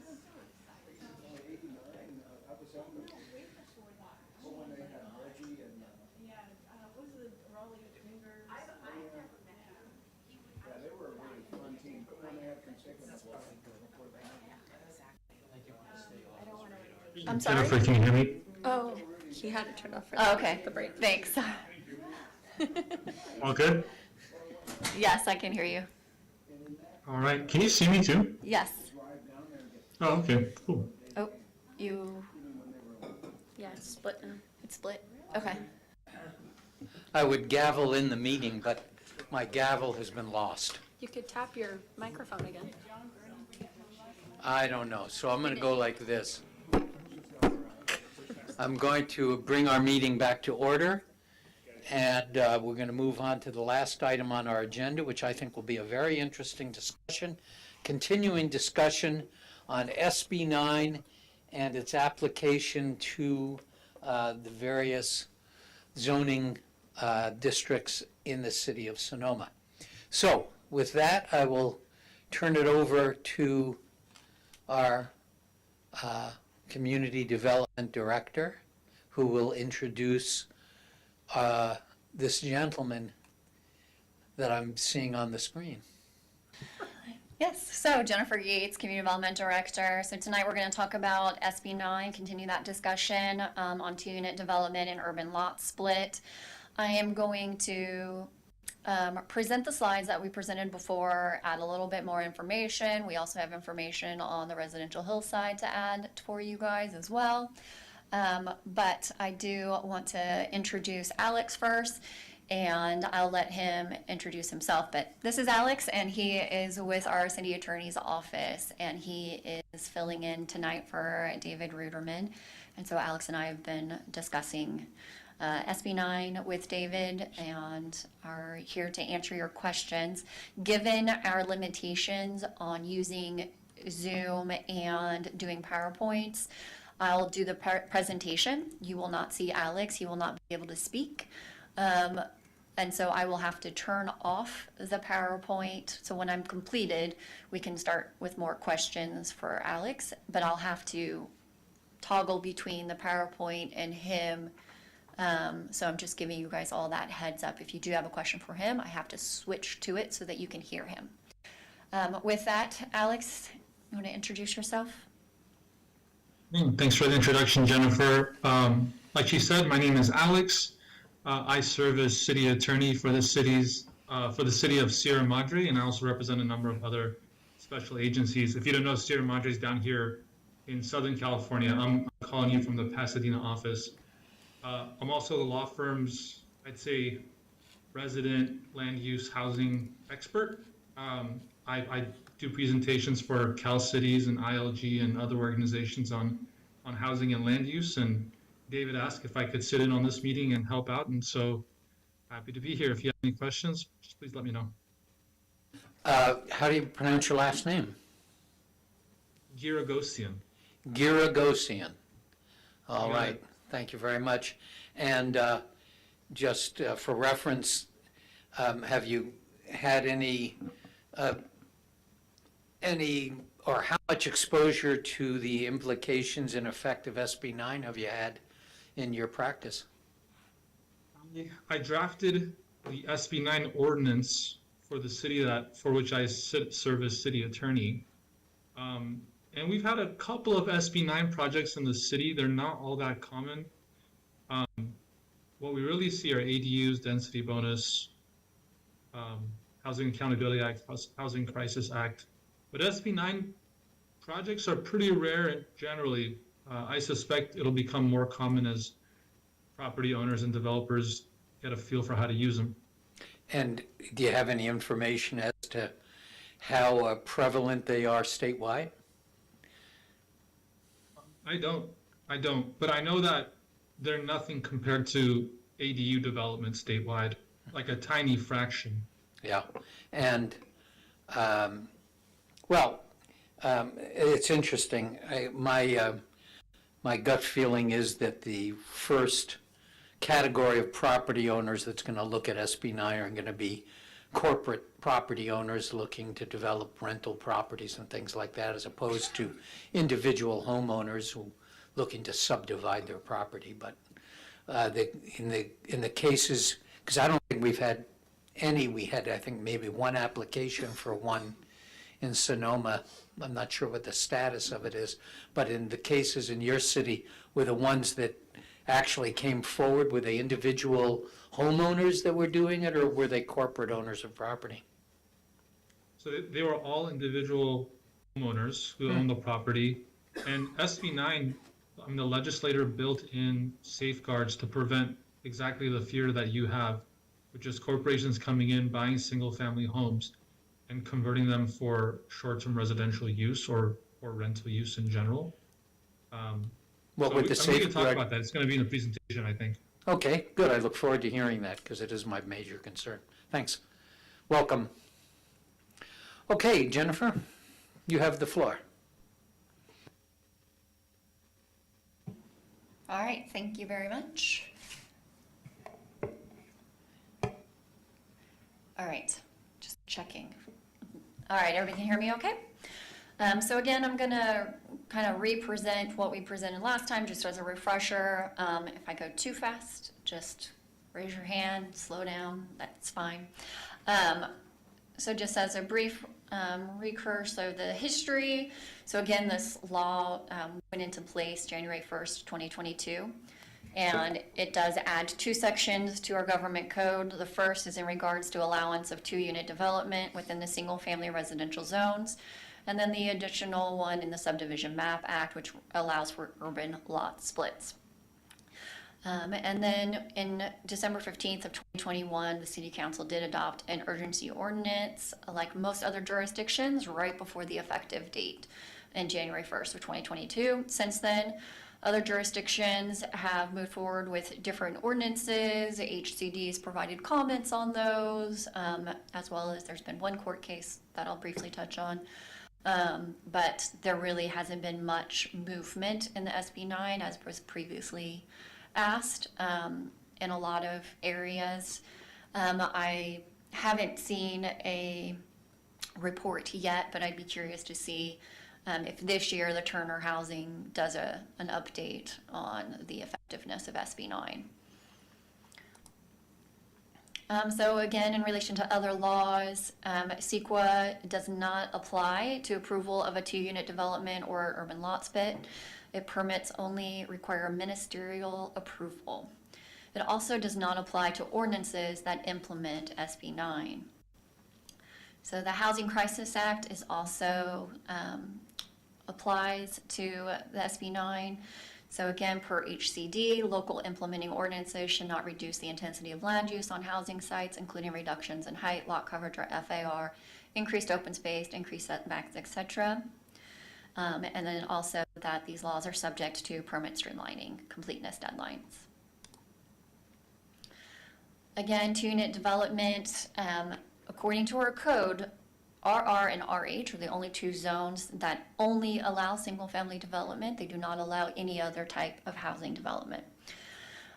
Also, that parcels need to meet specific requirements, and specifically that they can't be prime farmland, wetlands, other conservation requirements, or habitats for protected species. If there's certain specific requirements and they meet those, they are allowed in our very high fire safety zone, if it's a cleaned up hazardous waste site, an earthquake fault zone, so again, building code requirements around that, and around a 100-year floodplain. So also what projects qualify, the site is not listed as a state or local historic landmark or located within a listed state or local historic district. So being very specific, that was one of the questions that we had last time. It does need to be listed in our local or state or national project. Would not alter or demolish deed-restricted affordable housing, rent-controlled housing, an Ellis Act property, and housing occupied by a tenant in the last 3 years. So this is one of those protective measures that were just referenced. So the idea being that if you already have a rental property, we don't want to displace people with this act. Also, we're not looking to demolish all of our structures to then build more. So the project would not demolish more than 25% of the existing exterior walls unless either we would allow that, so that is an option, or that the site has not been occupied by the tenant in the last 3 years. Jennifer. Sure. How are they ever going to check whether or not it's been occupied by a tenant in the last 3 years? So we have two different ways to do that. One is assessor's roll, because you won't be listed as your primary residence. And we also would look to see water bills. And then they also would need to sign affidavits.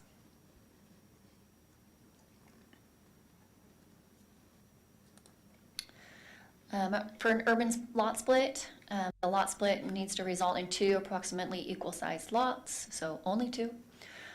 Each lot is going to be at least 1,200 square feet, so it would be a lot that's 2,400 square feet, or if we're doing a 60-40, it needs to be a minimum of 3,000 square feet. The lot split could not have been established on a prior SB 9, so you can't use SB 9 to resplit a lot multiple times. It's one go, that's it. Neither the owner nor any person acting in concert with the owner has previously subdivided an adjacent parcel through an SB 9 lot split. This is another catch. So if we have a housing development, let's say, and so that's one owner, right? And he's going to subdivide his lot.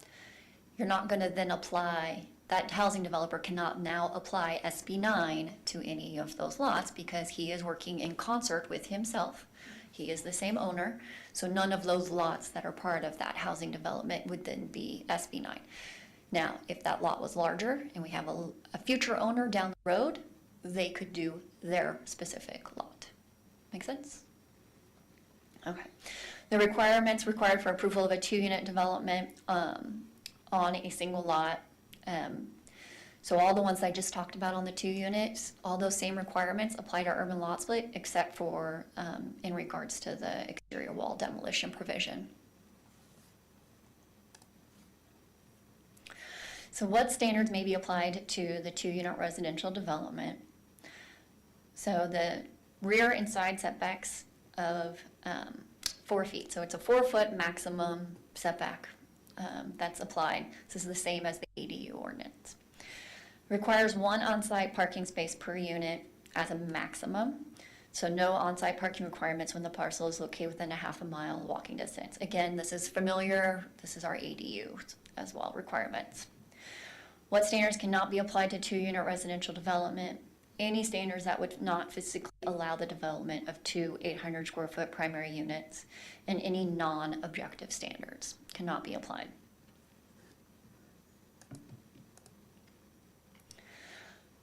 What standards may be applied to urban lot splits is to require the easements needed for the provision of public services and facilities, requiring access or to provide access to or adjoin to the public right-of-way, allow more than 2 primary units on each parcel created through an urban lot split.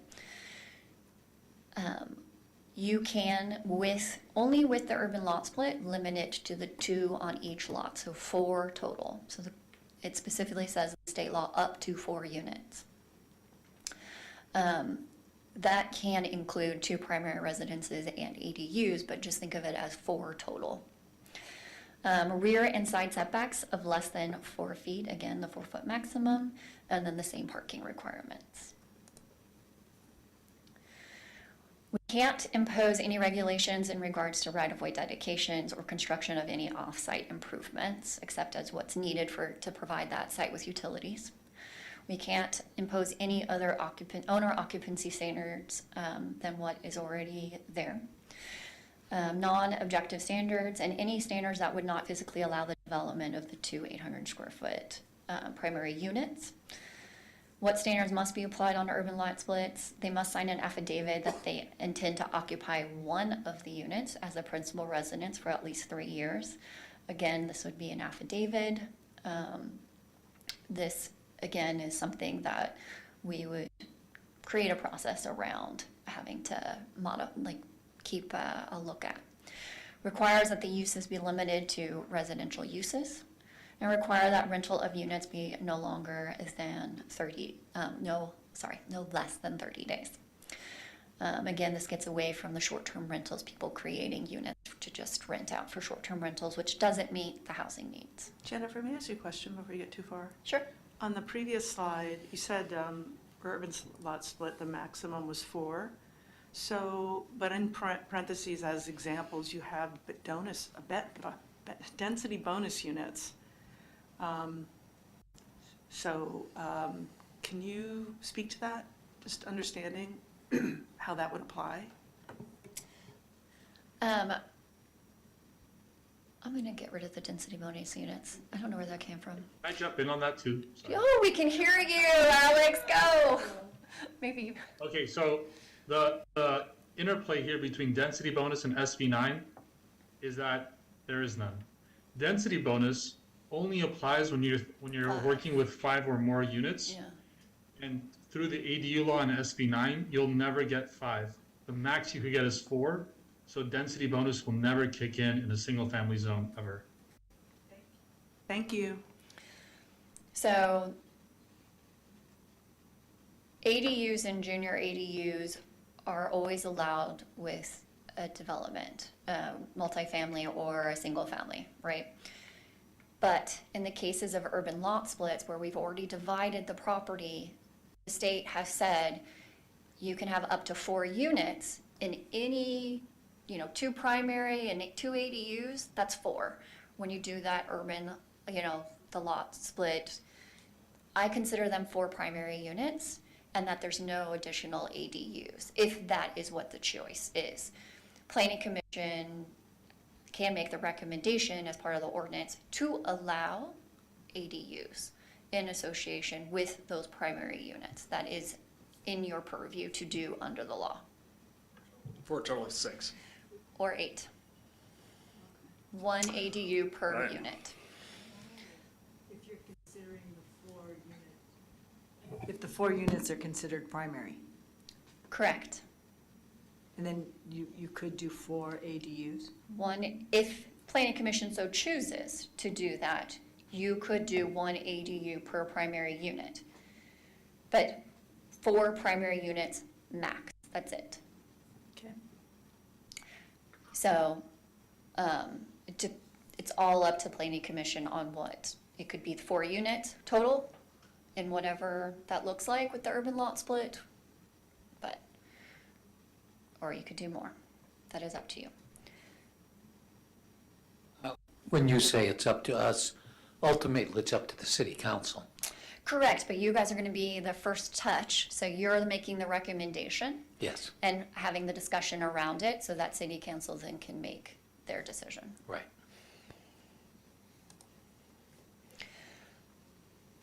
I did that. Okay, so questions that were raised at the meeting and or subsequently. So can the city apply to the other zoning districts? So this would be like residential medium or high. It only applies to single-family zoning districts. So we're going to have a conversation in the next slide about the other question that came up around RS and RL. Can the LLC be an applicant? The answer is yes. So the authorized agent would sign any required affidavits or covenants in regards to that LLC, and they are recognized as individuals. Can SB 9 be used in situations with a settlement agreement? Yes, unless that settlement agreement specifically states that the number of units that may be developed. What is the applicability of that recent case in LA was brought up? So the Superior Court had ruled that SB 9 cannot mandate that those 5 petitioner charter cities that were in Southern California, there were 5 of them, to issue an SB 9 permit. That case is on appeal. And again, that only is in regards to those 5 charter cities. We are not a charter city. Does SB 9 apply in the historic overlay? Yes. Our sites and districts must be listed on the local or state register for SB 9, so those properties do not be eligible for SB 9. So in that historic overlay, it's just an overlay by which we look to determine eligibility and apply design review requirements to. It is not an actual listing of a historic district. Our historic districts are the Sebastiani residential, we have the train depot area, we have the Plaza District, we have Broadway, and I'm missing one, I think, but you get the gist. So those are the actual districts that we have listed. Who maintains the list of local list for historic property? The city does. So design review adopts them, and then city council actually confirms them. And where does that list reside? I have that, we have that list at the city. And if I understand this correctly, what we do have in the historic overlay or a listed property is discretionary authority over design review issues, but we do not have the right to refuse a lot split, if I understand you correctly. We do not have the ability to say that that site is not eligible for SB 9 due to it being in the historic overlay. Right, okay. And Natalie's working on that complete list, and so it should be up on GIS. There is a list on GIS, but it is not correct, and so we are working to correct that list. So don't use that list. All right, discussion topics. So the first one that was brought up was the applicability. So currently SB 9 ordinance that was done did take into account RL and RS. Alex, David, and I have looked closely at what it states in our zoning code and the general plan as far as the description of these different zones, and in our use requirements for these as well. RL and RS does allow a duplex. Those site requirements to allow for the duplex would be pretty large lot. Would be what? A large lot. They would be a large lot to be able to have that duplex. The dwelling units per acre for an RL zone is 2 to 5 units per acre. So we're looking at about a 17,000 square foot lot. And then a RS, which is our Sonoma residential, is 3 to 8 units per acre. So we're looking at about a 10,000 or 11,000 square foot lot to again allow a duplex. So that is the 2 dwelling units per acre. So technically under the law, and I'll let Alex jump in here and help me here, but the way the state law was written, it just says single family residential zone. It is defensible that because we do allow duplexes in these zones, that we do not need to apply SB 9 in those areas. We do have to apply them in RH and RR, our hillside and our rural residential. Alex, do you have anything to add? Yeah, so this is somewhat unfortunate because the law isn't clear. The legislators probably didn't contemplate what single-family zone means. And we know that because HCD, which is the administrative body, the regulatory agency tasked with implementing this law, also doesn't know what it means. They've published a technical memorandum on SB 9, and they basically say, yeah, it's not clear. And the test we encourage you to use is, here's the test. What is the primary purpose of that zone? Which itself is not a clear test. So it's not super helpful. But when you ask yourself that question, I mean, ask yourself as a commissioner that question when you're evaluating these two zones. What is the primary purpose? I've opined to staff that if you have a duplex, if you can build a duplex by right in a zone, then in my mind, that's not necessarily an R1 zone. An R1 zone contemplates single-family homes. So if you can build a duplex by right, I don't see how it's an R1 zone. That's my interpretation of it. I know that the Association of Bay Area Governments also has that same interpretation, but frankly, it hasn't been tested. But that's our reasoning behind that interpretation. Okay, let me ask you a question here, Alex. We've just had an explanation that in order to qualify for the development of a duplex, a parcel has to be of a minimum size. In one case, it was 17,000. In another case, it was 11,000 square feet. The average lot sizes in the RL zone, the low-density residential, is anywhere, well, there's a lot of 7,500 square foot lots. And as I understand SB 9, it allows lot splits on parcels as small as 2,400 square feet. So I'm questioning the validity of defining the qualification of the zone based on the notion of duplexes, which require lot sizes of a much greater dimension than what SB 9 says is the minimum. And therefore, I would make the case, and I'm not making the case here to win the argument, I'm bringing it up as a matter of logic. If, in fact, you can subdivide a parcel as small as 2,400 square feet, the notion of defining low-density residential as multifamily because on lots of 17,000 square feet you can build a duplex, and therefore invalidating the lot split on lots that are 7,500 square feet or 5,000 square feet all the way down to 2,500 square feet, to me just doesn't make any sense. Are you following me? Yeah, it's what you're advancing is a pretty complex argument.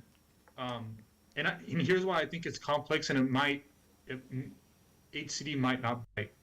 Because in the zoning code, we have two separate concepts. We have zoning designations, and we have development standards. Now, what you're talking about is development standards, and you're saying based on the development standards, we can infer what the zoning designation should be, more or less, or it helps give it some color. I think you're not wrong, but I would point out that they're two separate concepts. And the zoning designation here is R1. And HCD's question to the commission is, what is the primary purpose of that zoning designation? Is it intended to be R1?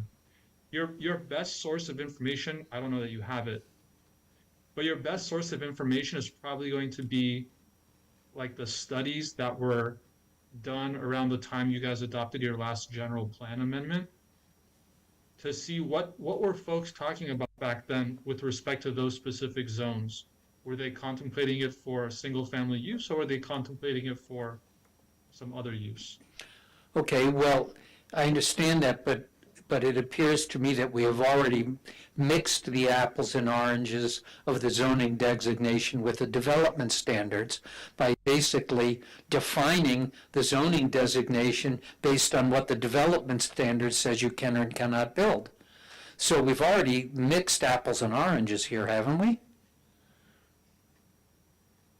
Based on our current definition. Because, and let me just finish my point, I would say that by and large, if you were asking me what the clear purpose of the low-density residential zone is, it was for the creation of single-family homes. I mean, that's what the neighborhoods essentially comprised today in Sonoma that are of that zoning designation, probably to the tune of 99% of the developed parcels. So how could the purpose be other than what it actually has manifested to be, which is lots of 600 to 7,500 square feet with a single-family home on it? So if you're, I haven't looked at the specific definition in your municipal code, so if I'm wrong, tell me. But if your municipal code says a single-family zone is one that meets these types of development standards, then I see what you're saying. But I think it's the other way around. It says, here's a single-family zone, and within this zone, here's what you can develop. Here's what's allowable. Every zone has their own development standards. I think regardless of what's manifested, as you said, like how things have borne out over the years, I think in my opinion, what constitutes a single-family zone is what is an allowable use within that zone. But we've already now defined an allowable use, which would run counter to single-family homes as the allowance of duplexes, but we have now added to that a duplex can only be done on a parcel that's of a certain size, and the size in which it's allowed is far larger than the existing parcels in the existing neighborhoods. So, what we're essentially doing, and as I say, I'm not making an argument for how we should move forward on this. I'm trying to dissect the issue because, if you said HCD has not defined adequately, how it is that one would even define a single-family zone. We don't have anything in Sonoma that I know of that's called a single-family zone. We do have 2 zones that specifically only allow single-family homes in them, but they're not called single-family zones. They're called rural residential and hillside residential. They're not called single-family hillside residential or single-family rural residential. So I guess I'm just trying to think of, if in fact the intent of SB 9 is to dramatically increase housing potential in what has heretofore been zoning areas that just have single-family homes, the question is, how are the courts going to decide whether or not Sonoma's interpretation of what's allowable in a low-density residential zone actually is part of what was being targeted by SB 9? And maybe we can wait for that question to be answered by a court case, but is that what it's going to take to resolve this issue? And just one last question is it incumbent on the city of Sonoma to wait until a decision like that is rendered? Or could, in theory, the city of Sonoma conclude that SB 9 is and can be applicable to the low-density residential zone? Is that our prerogative? I think if you're over-inclusive, so if you wrap some of these other zones in, you're not going to get any pushback. At least not from HCD, which always takes a very broad interpretation of how these new laws apply. So I doubt you're going to get any pushback from the state. You're not going to get an HCD violation letter. You're not going to get a mean letter from the state attorney general. But I leave it, it's up to this body. It's not clear. And it's up to this body to kind of work through collectively, you 5, what you think constitutes a single-family residential zone and why. Because if there ever is a court case, the transcript of this public hearing is going to be Exhibit A. Okay, thank you. So just to follow up with what Alex is specifically referencing, can you hit the screen? In our zoning code, we have descriptions, and these are based off of what the land use descriptions are, and this is where us as planners and attorneys, we're gonna go to this definition when we talk about what you were saying, like single-family zone. So we look at what that description is of that zoning district and what it specifically states. So in this case, our residential hillside and our residential rural district specifically say very low density or low density single-family neighborhoods. Or single-family residential. And then when we look at RL, we say zoning district is applied to areas primarily suitable for detached single-family dwellings and duplexes.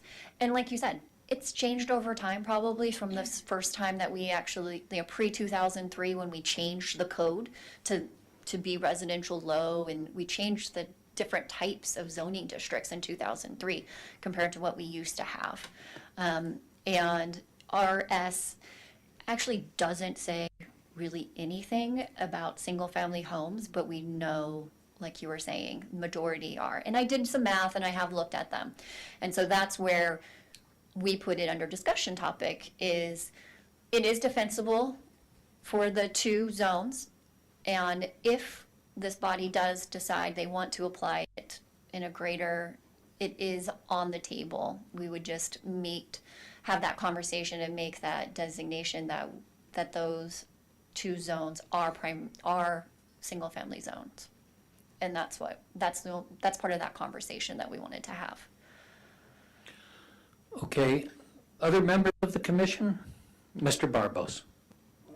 It seems to me that if we have zoning that technically allows a duplex, but because of the fact that the lot size is, in the vast majority of the lots, is not big enough to allow a duplex, those are de facto single-family lots. We're not allowing duplexes because the lots aren't big enough. And I can't imagine winning a court case on that if they said you should have applied SB 9. I mean, honestly, if the intent of the legislature was to increase more housing, they're not going to say, oh, this is an 8,000-foot lot just because you don't meet your requirements for a duplex. That's fine. Anyway, I just think that we should include, personally, the RL and RS because it's more logical. We don't have that many duplexes. People don't build that many duplexes, and we don't allow that many duplexes. So, I mean, those are not really multifamily zoning, which is what the legislature was trying to exclude from SB 9, said everybody that's not multifamily zoning is what you got to allow. I think that's the intent. They just weren't dialed into the nuances that they would encounter out here in the flora and fauna of Sonoma. I would agree. I think including RL and RS just really simplifies the whole conversation. And when we're talking about up to 5 duplexes that exist in the current description, I mean, what we're talking about here is up to 8 on a larger lot. So I would agree with Commissioner Barbos. That's right, but these lots will tend to be large and tend to be able to accommodate. But again, the minimum is 1,200 square feet. So the idea here is, why have a separate category that says 2 to 5 units when you can just allow it, you can keep that, but you can allow it to have a lot split? Well, don't get me wrong. I'm not sitting here making a firm argument that we should apply SB 9 to the low-density residential. I'm saying that I don't know how we would prevail in court if we had to make a case. I don't think we would. I agree with Steve. I personally like the development pattern of the neighborhood I live in. And it wouldn't matter where I live in the city of Sonoma. If I live in a single-family home in a neighborhood of single-family homes, I like it for the qualities that it includes, which is the level of open space, the nature of the quiet, the availability of street parking, the less amount of noise. I mean, I live where I live because I like it.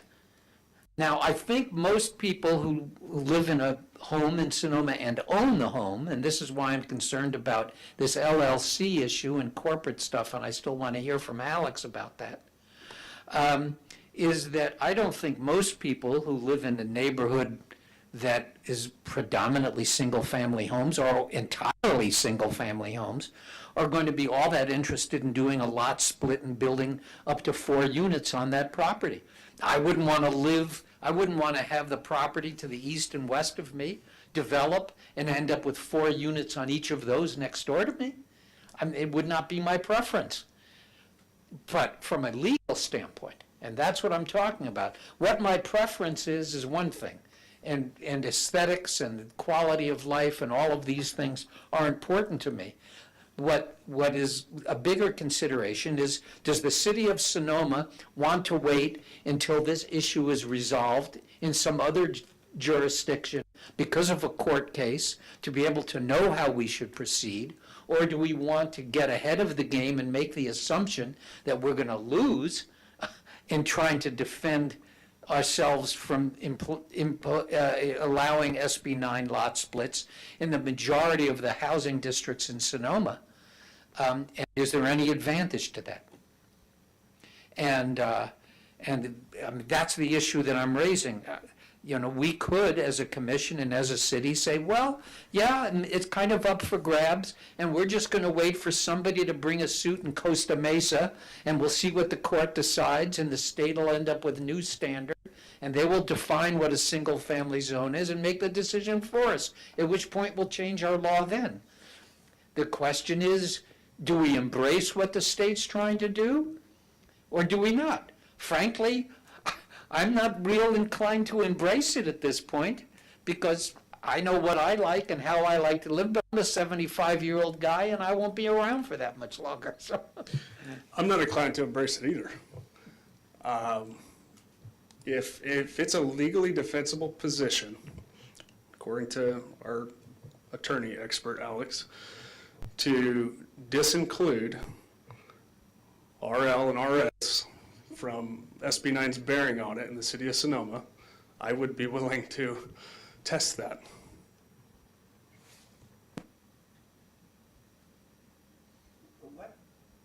What's the downside to being wrong about this? Let's say we didn't allow it in an RL and RS zone and somebody sued the city and challenged that.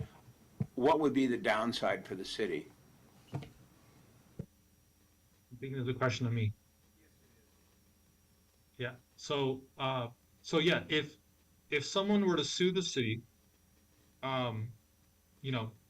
this issue would then be resolved in court, and frankly, development lawsuits are pretty expensive.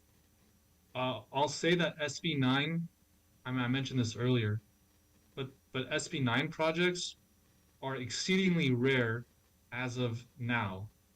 What you're more likely to get are ADUs, and today you can get an ADU in all the zones that we've talked about.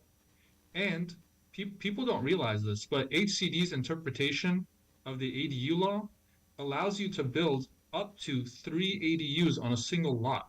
So you get 4 units anyway on a single lot.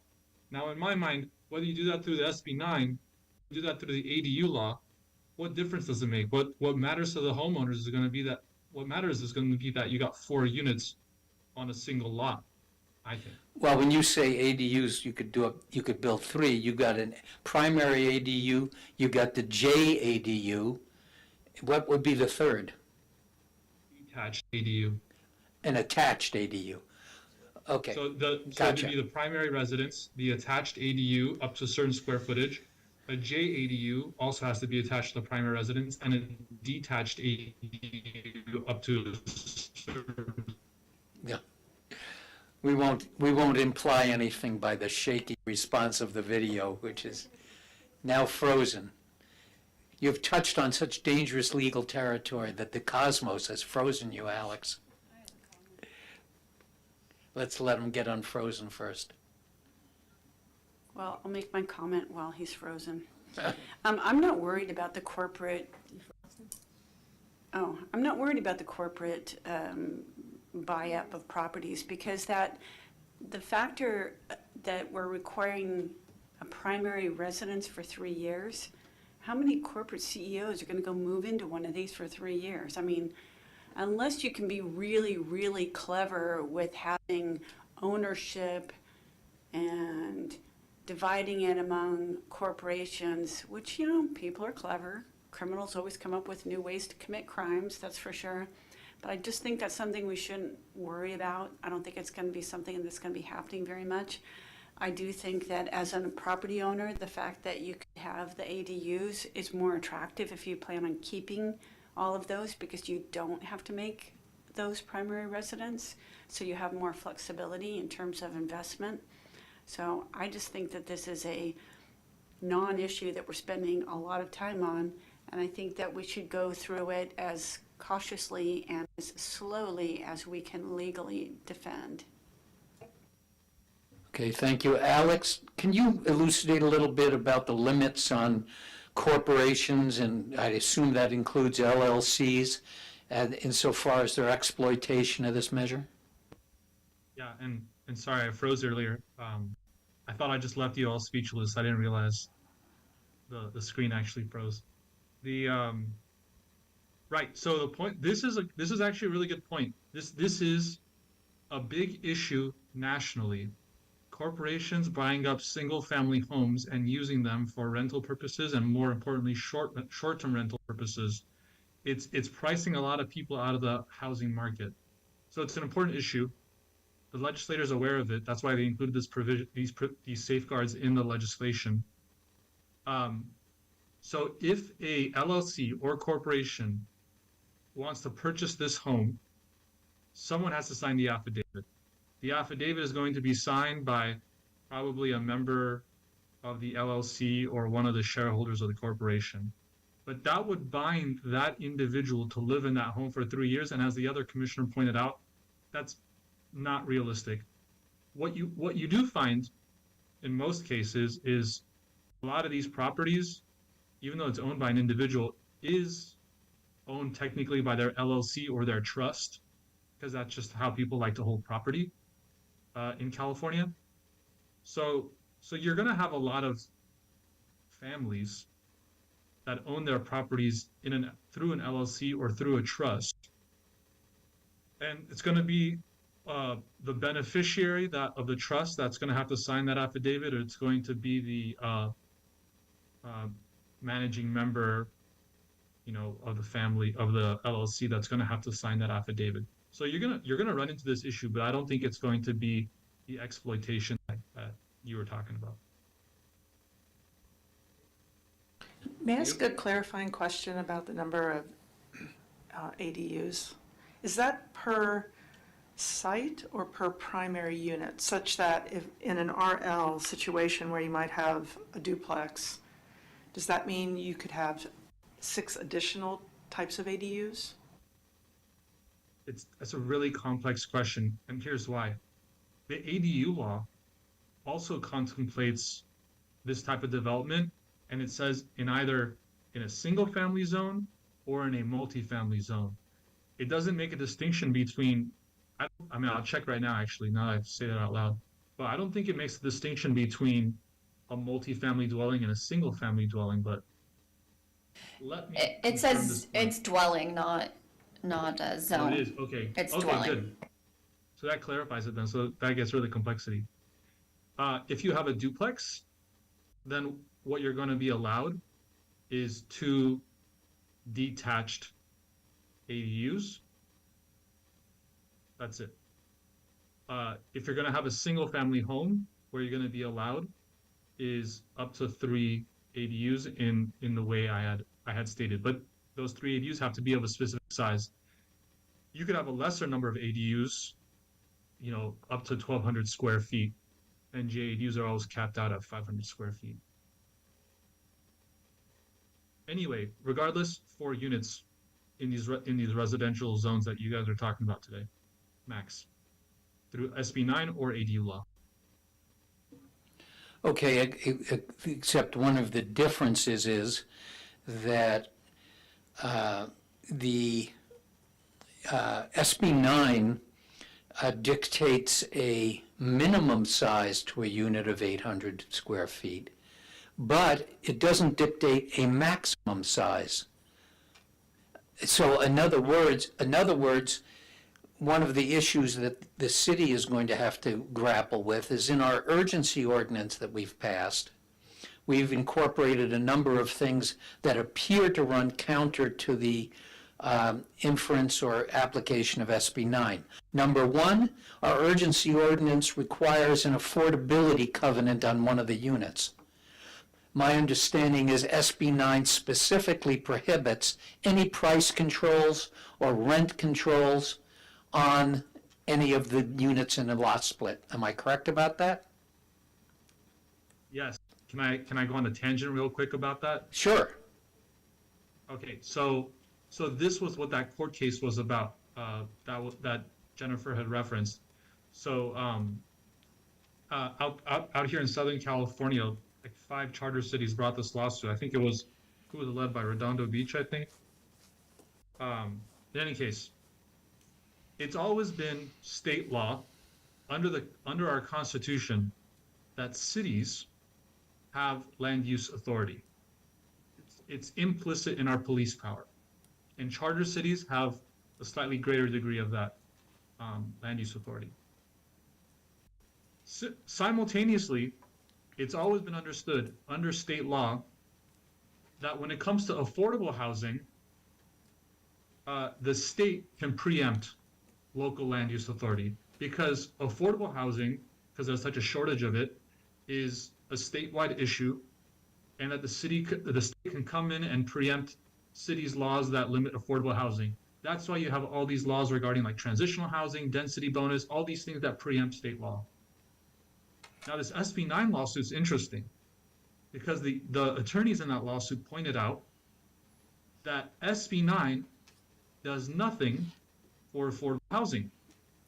Right. So if SB 9 is doing nothing for affordable housing, why is it that the state's coming in here and preempting our local laws? Because the state's preemption authority lies within its the root of it is in its authority to advance affordable housing. SB 9 is a totally different concept. In state law, there's 2 competing concepts now. Not competing, they're complementary. One is affordable by law. You see that in the density bonus law, where the state is saying you get these benefits, but you have to record affordability covenants on these properties that you develop. That's affordable by law. This other concept that's developing is called affordable by design. And that's where ADU laws and SB 9 laws come in. Basically, they're saying we're not going to price cap it, but because they're small units, because they're small lots, they're going to be more affordable than the underlying primary dwelling that would have otherwise been built if it was a single-family home. But the litigants in that case have raised the question, well, what is your authority for imposing these ADU laws and SB 9 laws on us if it's not for affordable housing? Now, to get back to your point, Chair, you're correct. You cannot impose affordability requirements on SB 9 units. Okay. And the other issue that I believe comes up is that we have applied the minimum size for a SB 9 project to the maximum size. We have said not only must you build something at least 800 square feet, but you can't build anything larger than 800 square feet. I don't believe that's something we're legally allowed to do either. No, that's gamesmanship. I don't think it's legally allowed. I wouldn't try to defend that law. I think the minimum is what's stated by state law, and the way we drafted the ordinance in my city is every other development standard that's not governed by SB 9 is going to be governed by the underlying zone. Yes. Whatever that development standard is in the underlying zone. I think that's probably your most defensible position to take. And I know that same position has been incorporated into law under other legislation that the states adopted that we haven't talked about yet, but I'm sure at some point you're going to, regarding SB9 style developments in multifamily zones. That's a discussion for another day. So if I understand you correctly, in other words, whatever ordinance we put in an attempt to regulate SB9 projects, we can't impose a maximum size. We have to apply the development standards that the underlying code would basically apply to that parcel. In other words, if you end up with a large parcel of 7,500 square feet and you end up with two parcels of 3,500 square feet, you can't limit the development to 800 square foot units. You have to apply the standard in terms of the FAR or the other lot coverage issues that would normally apply to a 3,500 square foat lot.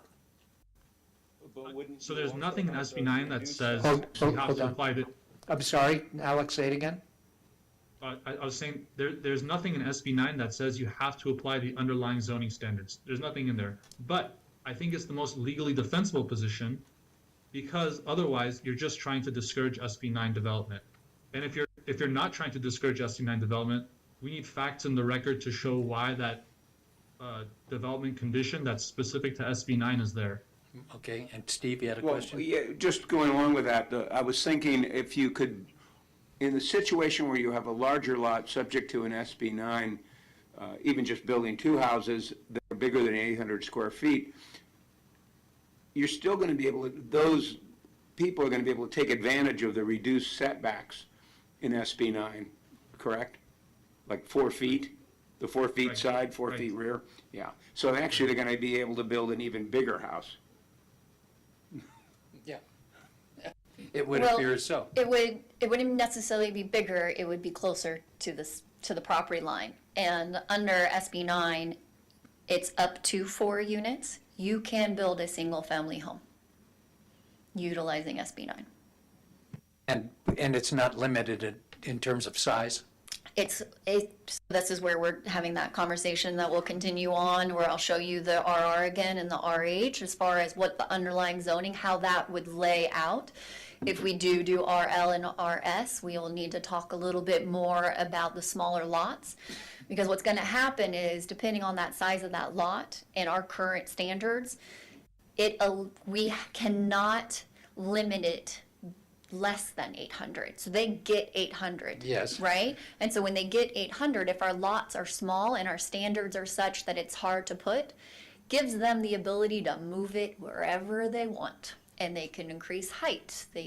So this is where development standards help when we get into those types of situations where we're gonna need to define what those standards are gonna look like. Well, for example, in the hillside residential zone, we have an ordinance limiting the maximum size of a building pad to 5,000 square feet. Does SB9 override that? I'm gonna show you what Natalie came up with those 5,000 square feet, what sizes that you would get.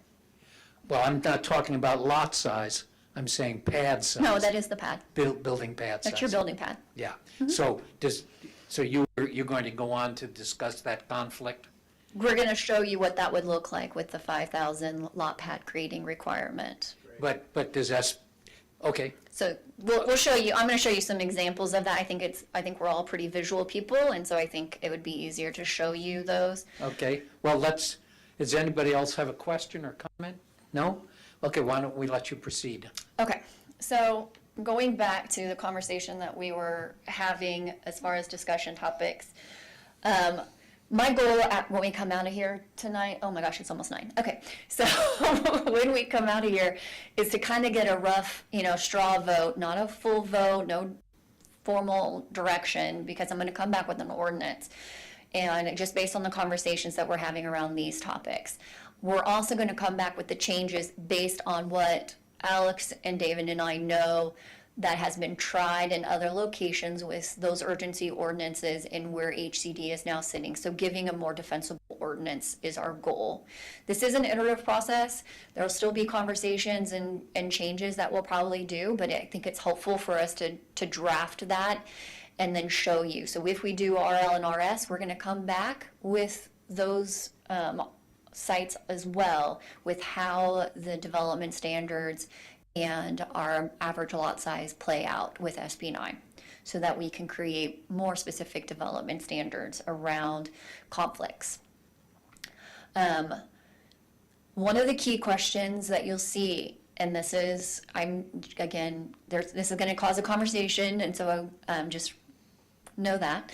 And we can hold it off until I show you the images, but we did not draw more than the 4 units.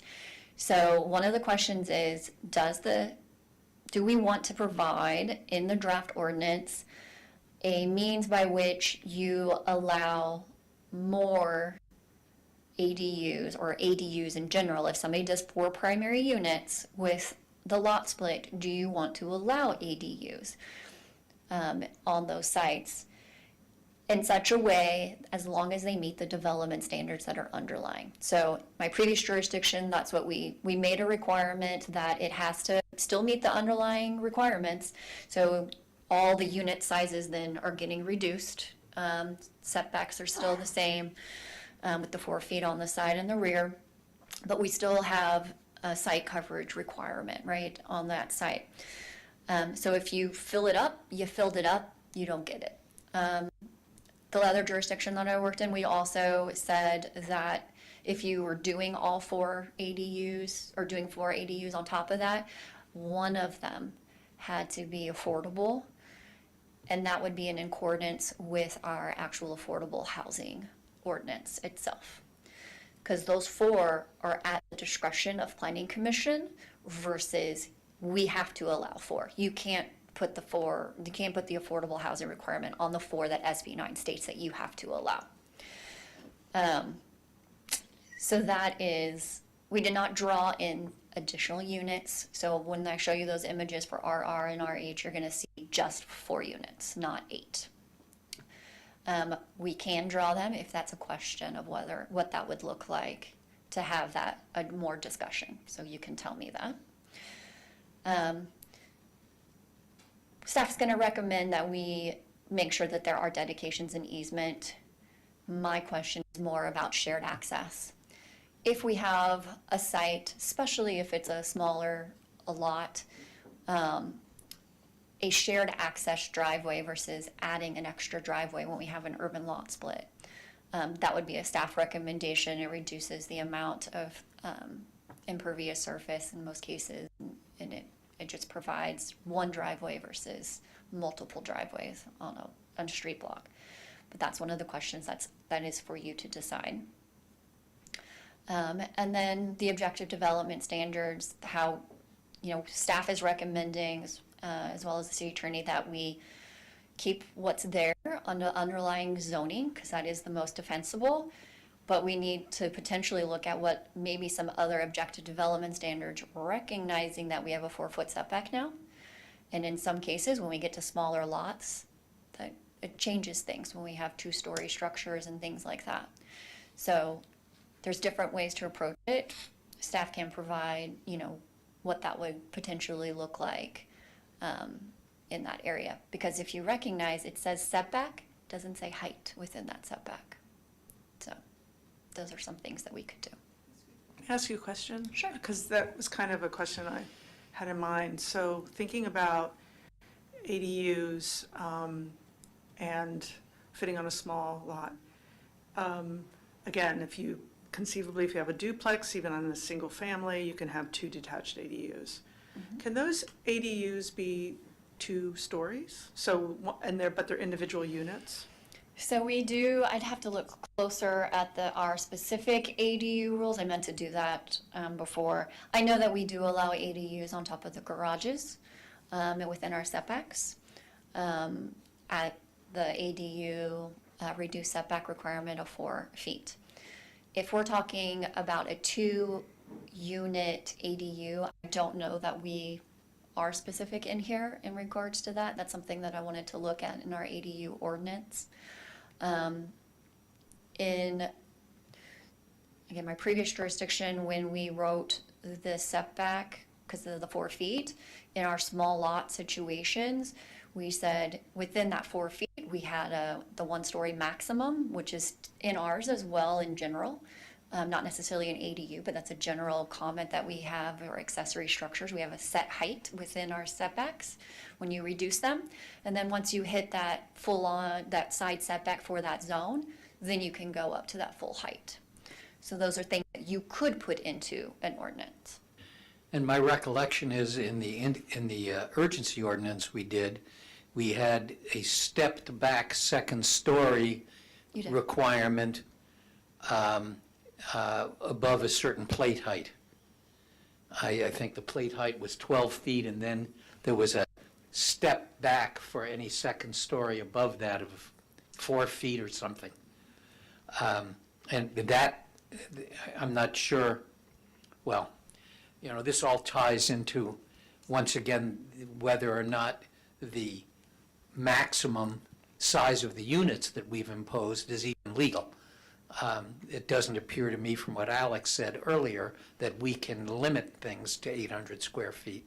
There's a minimum, but we can't impose a maximum. So everything we've done up to this point is up for grabs, basically, as I see it. Right. And there's some parts that, like the height, what my goal always is to not always create new. If we already have something, just for consistency purposes and ease for staff and the public, is try to be consistent with whatever the underlying or any other code section that we already have where we have established heights or plate heights or things like that. That's always my goal. Well, we never had a 4-foot setback before, so I don't think we ever dealt with plate heights and pushing back the sidewalls of a second story in order to avoid a 25-foot wall 4 feet from a fence. Right. So ADU already had it built in to the ADU law within that 4 feet. Yeah. But not in SB 9. So Okay, you have more, I'm assuming? I'm going to show you some pictures. Okay, if let's we're go. ready for some pictures. Oh, Alex, go ahead. Thank you. So Jennifer and I hadn't talked about an issue, and because she raised it in her presentation, I wanted to highlight it.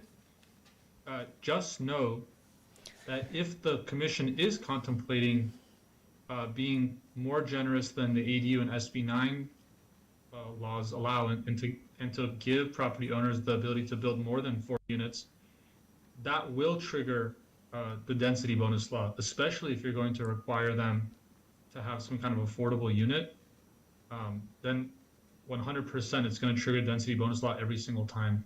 So just something to keep in mind. And why that matters is, if you trigger the density bonus law, you're going to get density increases by right, you're going to get incentives and concessions that they can ask for, and you're going to get potentially waivers of your development standards by right. So something to consider. Okay, just getting more and more fun. If ADUs are not considered primary units, are you saying that density bonus applies to ADUs now? Yeah, they will be counted as units, because I'm looking at the density bonus law, and it defines what a housing development is. And it says it means a development project for 5 or more residential units, and ADUs are residential units. Mm-hmm. So it would capture that. Okay.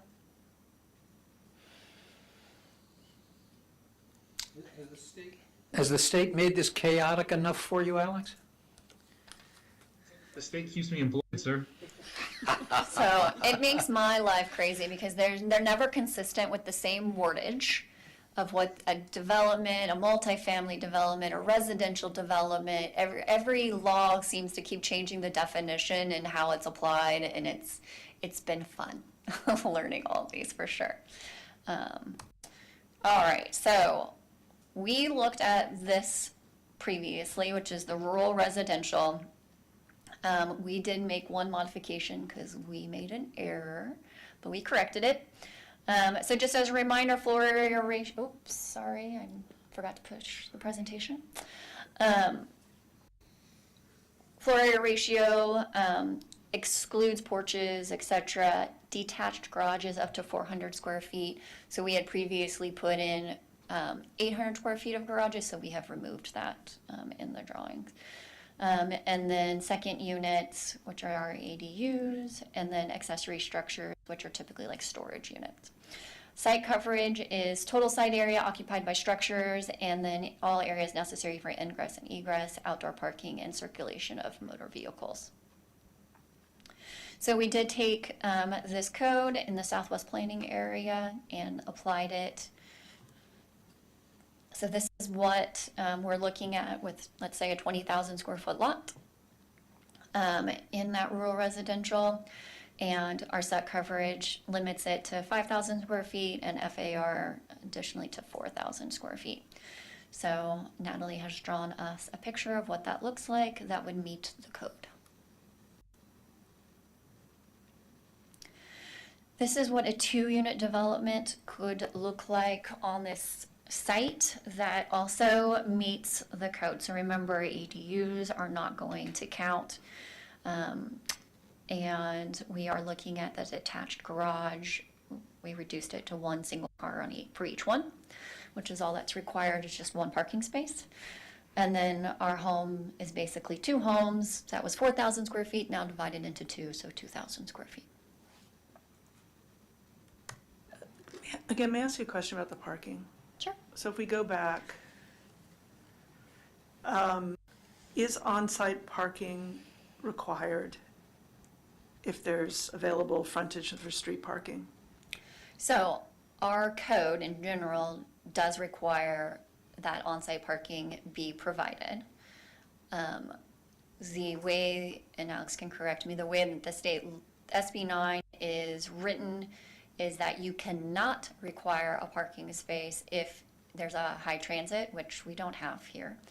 Otherwise, we can require 1 parking space.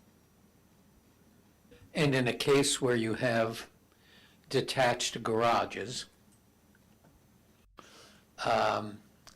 and that basically provides the parking, if I understand the ADU law correctly, if someone in the future wanted to convert the detached garages to ADUs, then all the parking requirements go away. Because it doesn't need to be covered. Right. And you can park on the site. So, so basically you don't have to provide any covered parking if you convert the garages. So, I guess, you know, our development standard requires covered parking, and then the ADU law gives you the opportunity to eliminate the covered parking.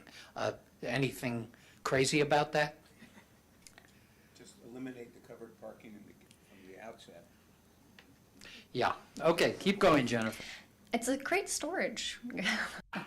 I actually park in my garage. I think I'm the only one on my block, but I do it. All right, next one is 2-unit development in the urban lot split. This is looking at what a 60-40 would be. So again, one lot is going to be 12,000 square feet. The other one's going to be 8,000 square feet. So we're looking at what that size requirements are going to be. So this is 4 units. So no extras. This is maxed out. Question there, but you could put 2 more ADUs, right? That is to be determined by Planning Commission if you so decide with an urban lot split in a 2-unit development that you want to allow more than 4 units. But we are providing you what just 4 units would look like on this site.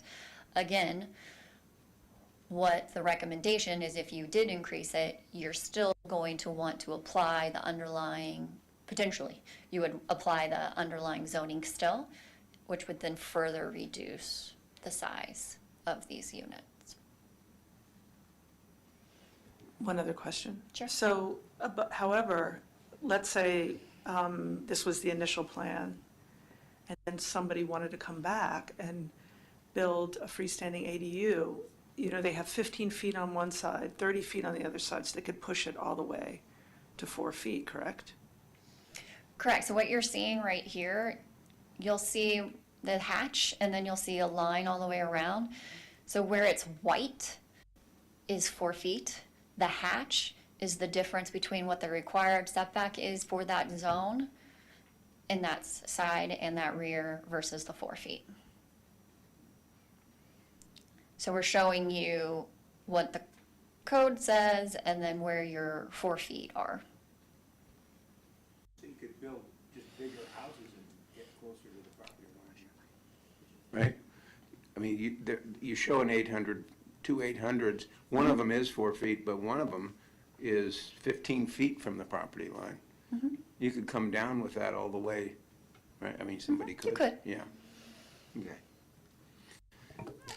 So both, to move it to the 4 feet. So both homes could be along that 4-foot side setback line.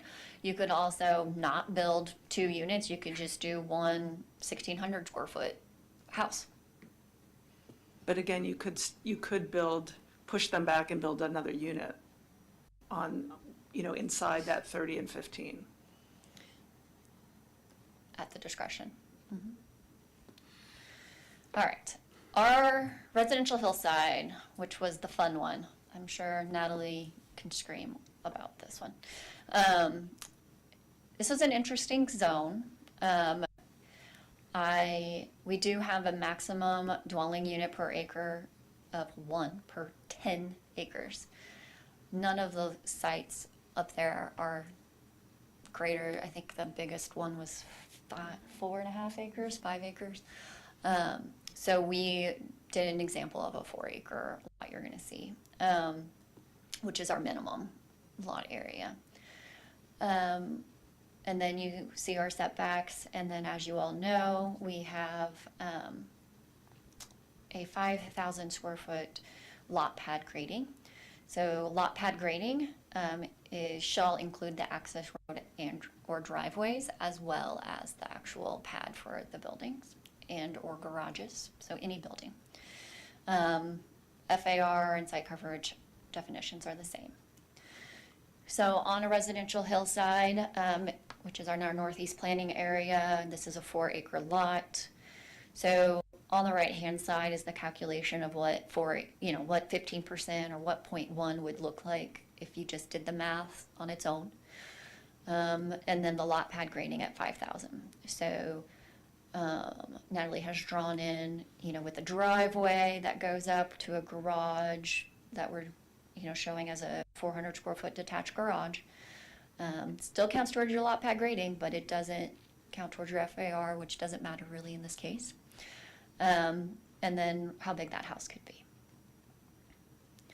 Recognizing that there are other implications in our residential hillside as far as going with the terrain, and so it would kind of like step up the hill, could increase what that footprint would look like, or change how that footprint would look like. Could be more overlapping, could be less of a footprint, things like that. So this is just, we recognize that there's a hillside, but we're pretending it's flat, I guess is what I'm trying to say in this example. The driveway counts toward the pad? Yep.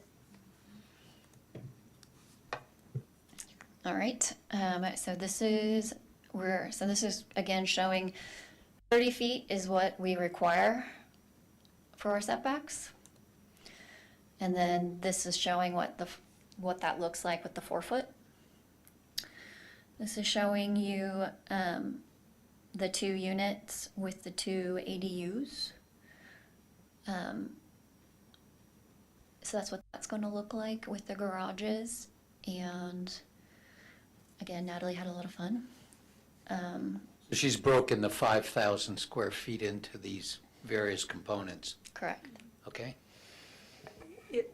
Just from looking at this, it's incredibly unrealistic to think that someone is going to build 2 primary residences under 1,500 square feet on their very desirable 4+ acres on the hillside. I mean, it's just, this is never going to happen. No one will ever choose to do this. That means the hillside ordinance worked.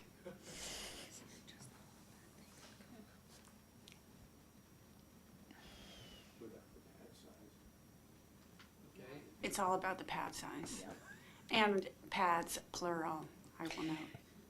So the lot pads, plural or one, you know, when we look at it again, it is still allowing what SB 9 says you have to allow for the minimum of the 800. So it's meeting the requirement. So if somebody did choose to, this is what it would potentially could look like. So that's what this is why we do the visuals, is to kind of help explain what this looks like on the ground. But in this example, the implication is that SB 9 does not preempt our hillside ordinance development standards.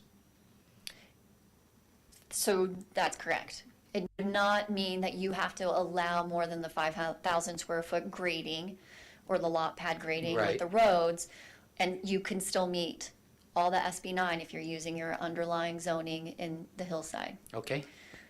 You're gonna get more spaces potentially, but remember what we're drawing you is everything separate.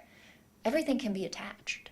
It doesn't have to be detached. But to clarify, if they were going to, they could still split that 4-acre lot. That's the next one.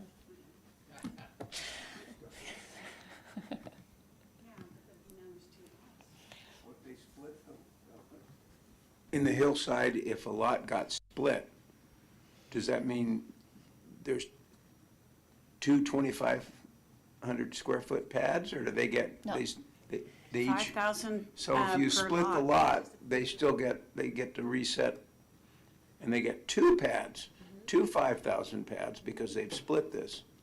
But because of the underlying definition of that zoning, which says the minimum lot size is 10 acres, could they actually split the lot into smaller sizes?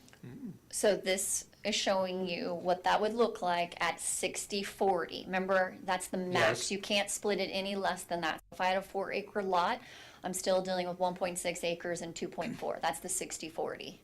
So if you have a smaller lot, 3 acres, think of it as the 60/40 ratio is the max. So you're not going to get a 5,000 square foot lot ever in this area, because we just don't have lots that size. I have the number, but I can tell you what the smallest lot is. So this is what the 5,000 would look like on each lot, with 2 units per each. And on that note, we don't have them that small. How many 20,000 square foot, that's a half an acre that we have in our urban, I mean, I don't come across them. So, I mean, I guess I'm for someone's desire to do the lot split and or apply SB 9, there's just not a lot of lots that are that size. Well, Armstrong Estates lots are all 22,500 square feet. And is it realistic to think that someone that has built and I mean, some of those houses are more than 5,000 Yeah, square I feet. understand. I'm that just they would saying that, split the- You know, I mean, I just don't, know- I guess I'm trying to get to but there are a lot of vacant parcels there still that have nothing built on them, and they could be split. They could be SB 9? They could be SB 9s. so maybe. So Alex, correct me if I'm wrong, unlike the ADU law, which preempts HOA regulations and CCNRs, in the cases for SB 9, HOA regulations, CCNRs would still apply. Correct. So if they already had it in their CCNRs that they're only allowing 2 units period, because I think Armstrong Estates says you get a house and an ADU, that's it. And I assume that means CCNRs are HOAs that were ratified pre SB 9? Can't be after the fact, right? I think that would be a difficult thing, but again, that goes back to CCNRs and each CCNR regulation. So residential hillside, the average or median lot size is 2.4 acres. The smallest one is 0.7 acres or 31,000 square feet, and the largest one is 5 acres. This is hillside. This is the hillside. And how many of those are unbuilt? I'm only aware of 3, I think, but are there additional? Thanks for coming. Have a good night. I think we have 4 or 5. 4, maybe.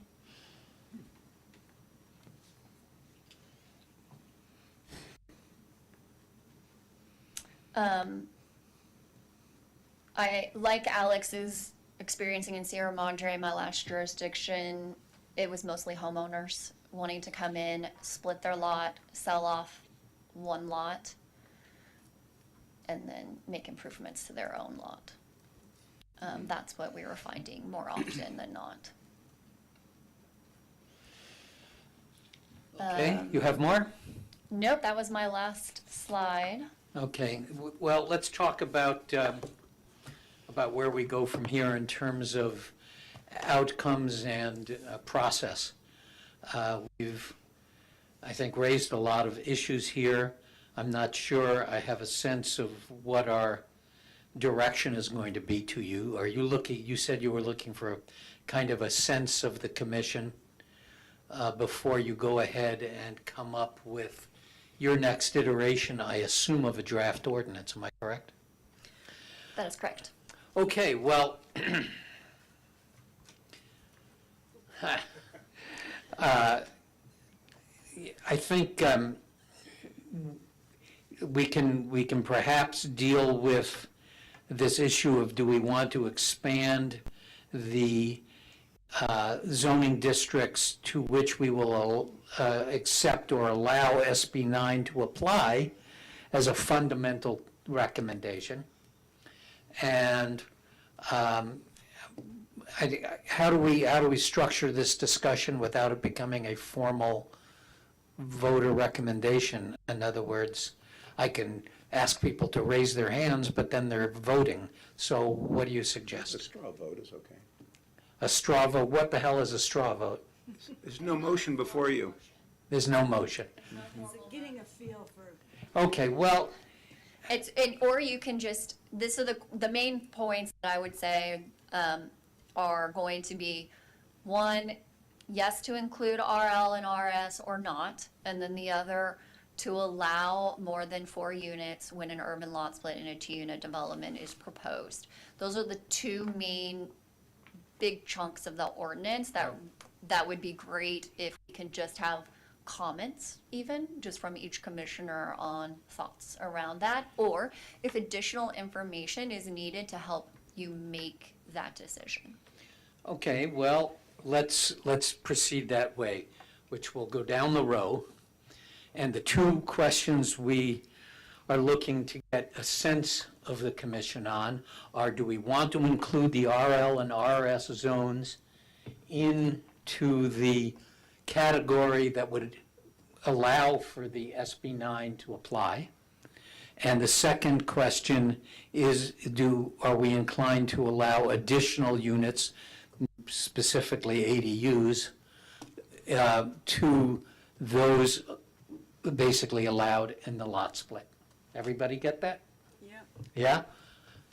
Okay, Matthew. Okay. It would be my preference to not include RL and RS in the category for SB 9 to apply. And I think I stated it earlier for the other reasons stated. And I would also not be inclined to support allowing the addition of more than 4 ADUs in the case of an urban lot split. You mean 4 units? 4 units. Okay. Amy? So I would be. Put your mic on and speak into the mic. Sorry, thank you. I'm getting too comfortable apparently this late at night. I would actually be inclined to include RL and RS but I am not inclined to support more than 4 units. Okay, thank you. Donna? Yeah, I'm aligned with Amy. I think RL and RS can have up to 5 units, so I'm inclined to allow it to be split. And I also agree that we would not want to go higher than 4 units. Okay. Steve? I'm inclined to include RR and, RL and RS. And I am not opposed to ADUs on larger lots. And I don't know how we would structure that, but if it's a larger lot and maybe in terms of floor area available for construction, but I don't know what the practicalities are in terms of, not across the board, I wouldn't allow ADUs, but on a larger lot where you only have 2 houses, I'm not opposed to that. Okay, thank you. Sheila? Okay. Overarching opinion, I want to see us keep it as simple as possible and not make this so complex. I'm fine with including RL and RS. I'm not fine with having additional units beyond the 4. Okay. Therese? I'm on the fence, no pun intended, about being inclined or disinclined about the RL and RS. I think I need to know, I don't have enough to form an opinion, and I am disinclined to have more than 4 units. Okay, thank you. And I'm going to go with Matt. I do not want to include the RL and RS at this time.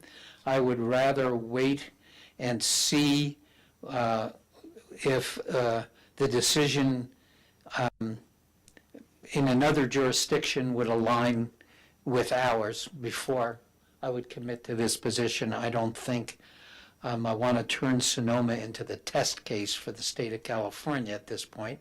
And I think by including them, we're going to bring a certain level of uncertainty that I don't want. And I would also agree that we should not allow additional units in the ADUs in addition to those allowed by SB 9. So there we are. Does that make it real clear for direction for you? Is that helpful? That is, thank you. Okay. I just want to say that, you know, I think for each of us here, this is a mix of the personal and personal policy and politics. And it's a tough combination. And whatever it is we decide, the same elements of the personal policy and politics are going to be the basis of what the city council is prepared or not prepared to support. There clearly is maybe this will sound too pejorative, a bum's rush on housing in the state of California, and I'm very suspicious of it. I've made no secret of my suspicions. I believe that many of these housing laws that have been passed are a matter of politics, not a matter of policy. They're not, if they were really matters of policy, they would be coordinated with each other and not have all these internal conflicts. It'd be well reasoned. I think they are basically, many of them have been designed to satisfy the political moment. And the political moment in California is very difficult to define, because as long as money drives the election of the state legislature, it's very difficult to separate what is actually reasoned, thoughtful policy from political payoff for campaign donors. And so we basically got a situation in California where money has corrupted decision-making, and I'm very, very uncomfortable with it.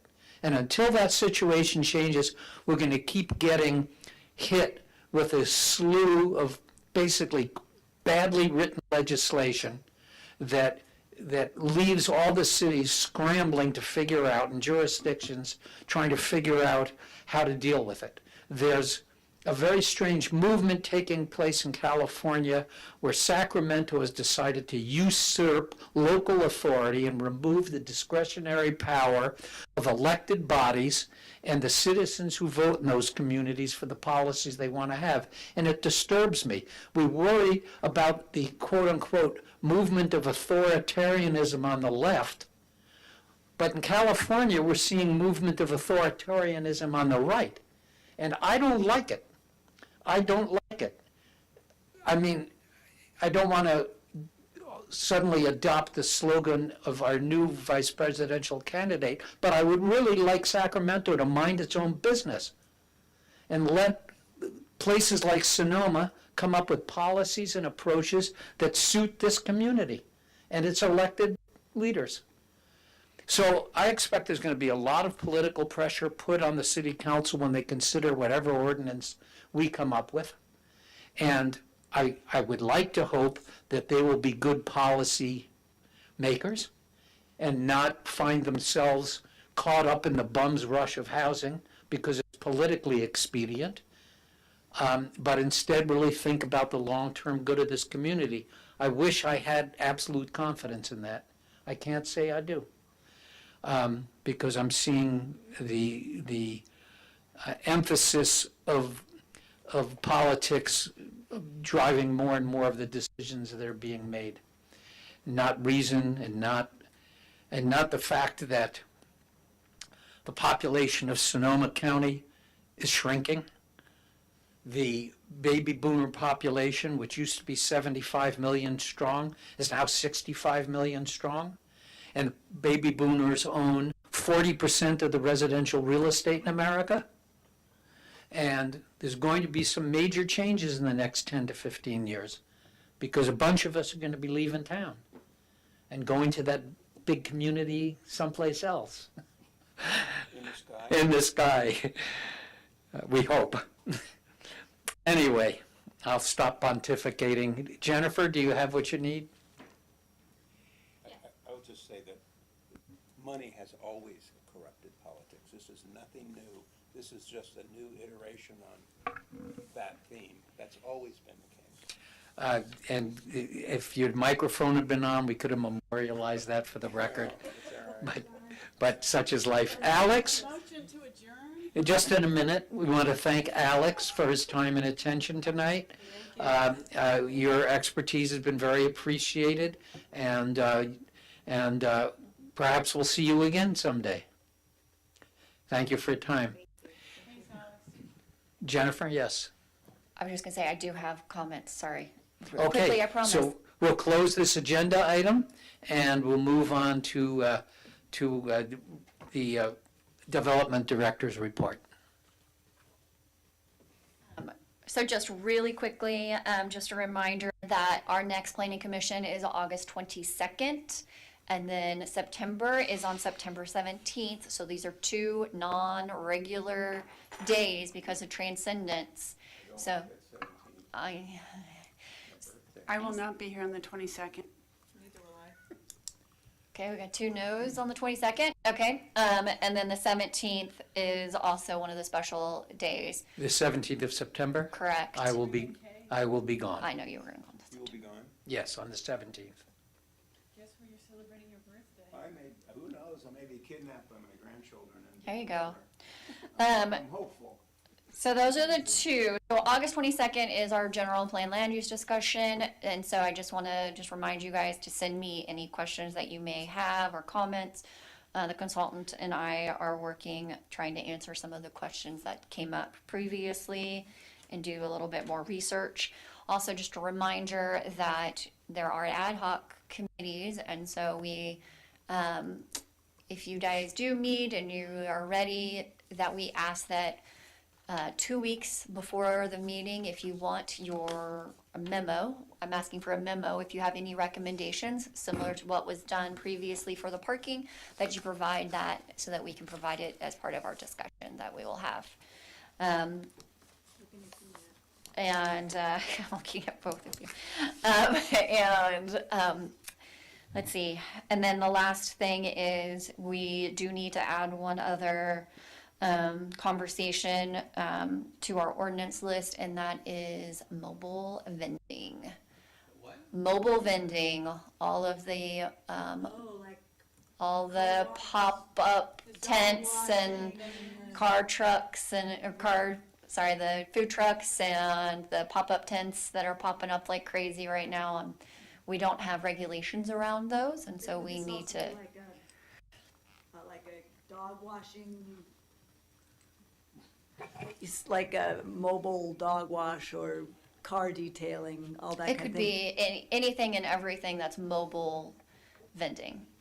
But we do need to have a conversation around that. So City Council will be talking about specifically about street vending, which is in the public right of way, but we need to talk about the use of private property for these pop-up mobile vendors.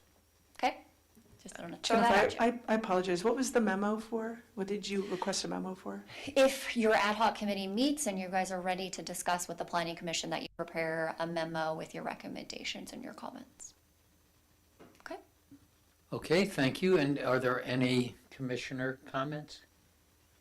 I won't make any. You've made them. Yeah, I did. I did. You But, used up your comment. well, it's a prerogative. It's called the prerogatives of the chair, I'm going to miss it someday. Thank you. Okay, kids, have a nice night. I'm making the motion and we're adjourned.